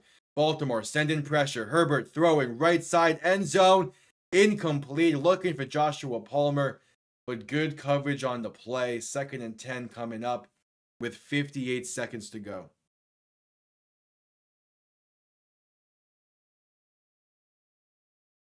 If that's thrown back shoulder, if that's thrown towards the front pylon and back shoulder, it might be something. It could have been something. Herbert in shotgun, back to his left, 3 receivers to the right. Gonna drop back, looking to throw. Has time. Throwing left side and incomplete. Off target towards Deontay Johnston.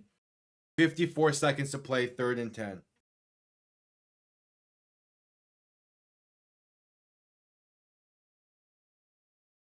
Yeah, Herbert took a hit on that scramble, but it was chest level.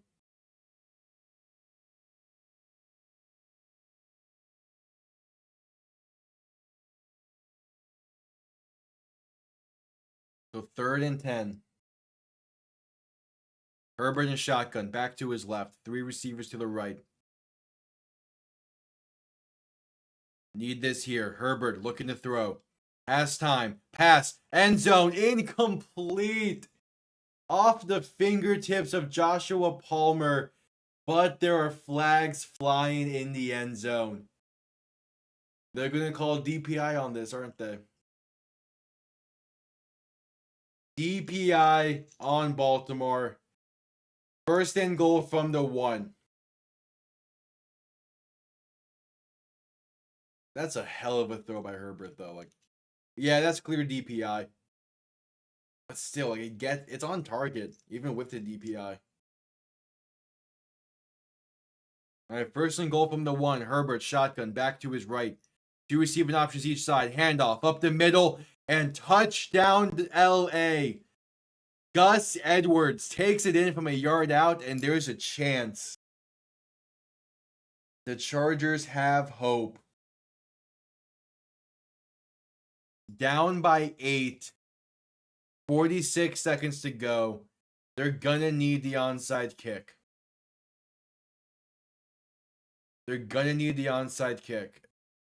One onside kick was successfully recovered this week. That was Chicago.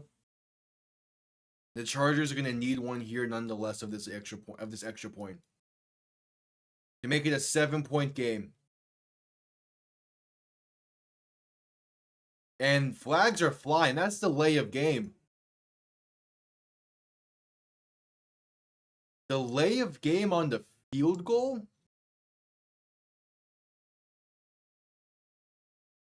All right. It's now a 38-yard try to make it a 7-point game. Either way, the extra point is coming after this.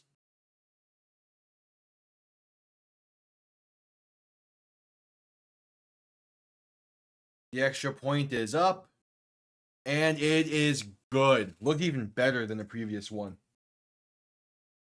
All right, now it's time for the extra point.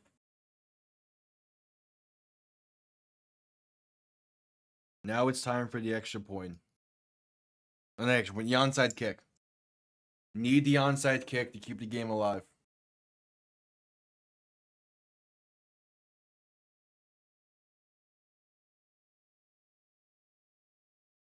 This is your chance here.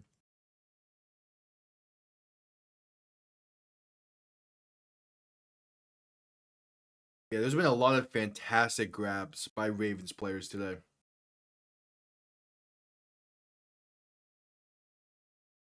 Now it comes down to the extra point. 16 for 22 for Lamar.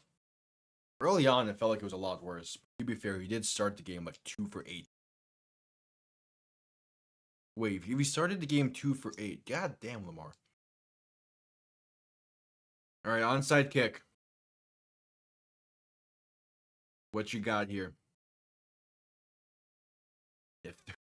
Not a good percentage to get this. Here's the onside kick. And Baltimore's gonna fall on it. Isaiah Likely. And that will do it. Just need what? 2 knee downs, technically, more so only just 1. But John Harbaugh is going to keep the undefeated streak against his brother alive, moving to 3-0 against his brother, and the Ravens move to 8-4 on the year. Now we're only a half game back from Pittsburgh. I'm pretty sure Pittsburgh's 8-3. All right, there's the knee down. And yeah, they're going to need one more. They're going to need one more, but that will be the game. A great showing by both sides. But Baltimore just played better. It took a little... the thing with the Chargers is it took until way too late in the 4th to be able to get more drives going consistently. But there's the final knee down. That will do it for week 12 of the NFL season. been a pretty solid week. But that'll do it. I have power rankings to work on now. Thank you all for tuning in. Again, thanks Gracie for the raid. Anyone who's still here from it, I appreciate you. I will not be live for the Thanksgiving Day game, despite how much I want to be for the Dolphins Packers. I will be visiting family, so I will be back for Sunday in week 13. Most likely going to do at least 2 games. I might do 3. We will see. I'm definitely doing Sunday Night Football, and I'm definitely going to do Eagles and Ravens. We'll see if I'll decide if I end up doing any more. If so, you'll see it. But yeah, thank you all for tuning in. Greatly appreciated. I'll see you all next time. Have yourselves a damn good one. Peace.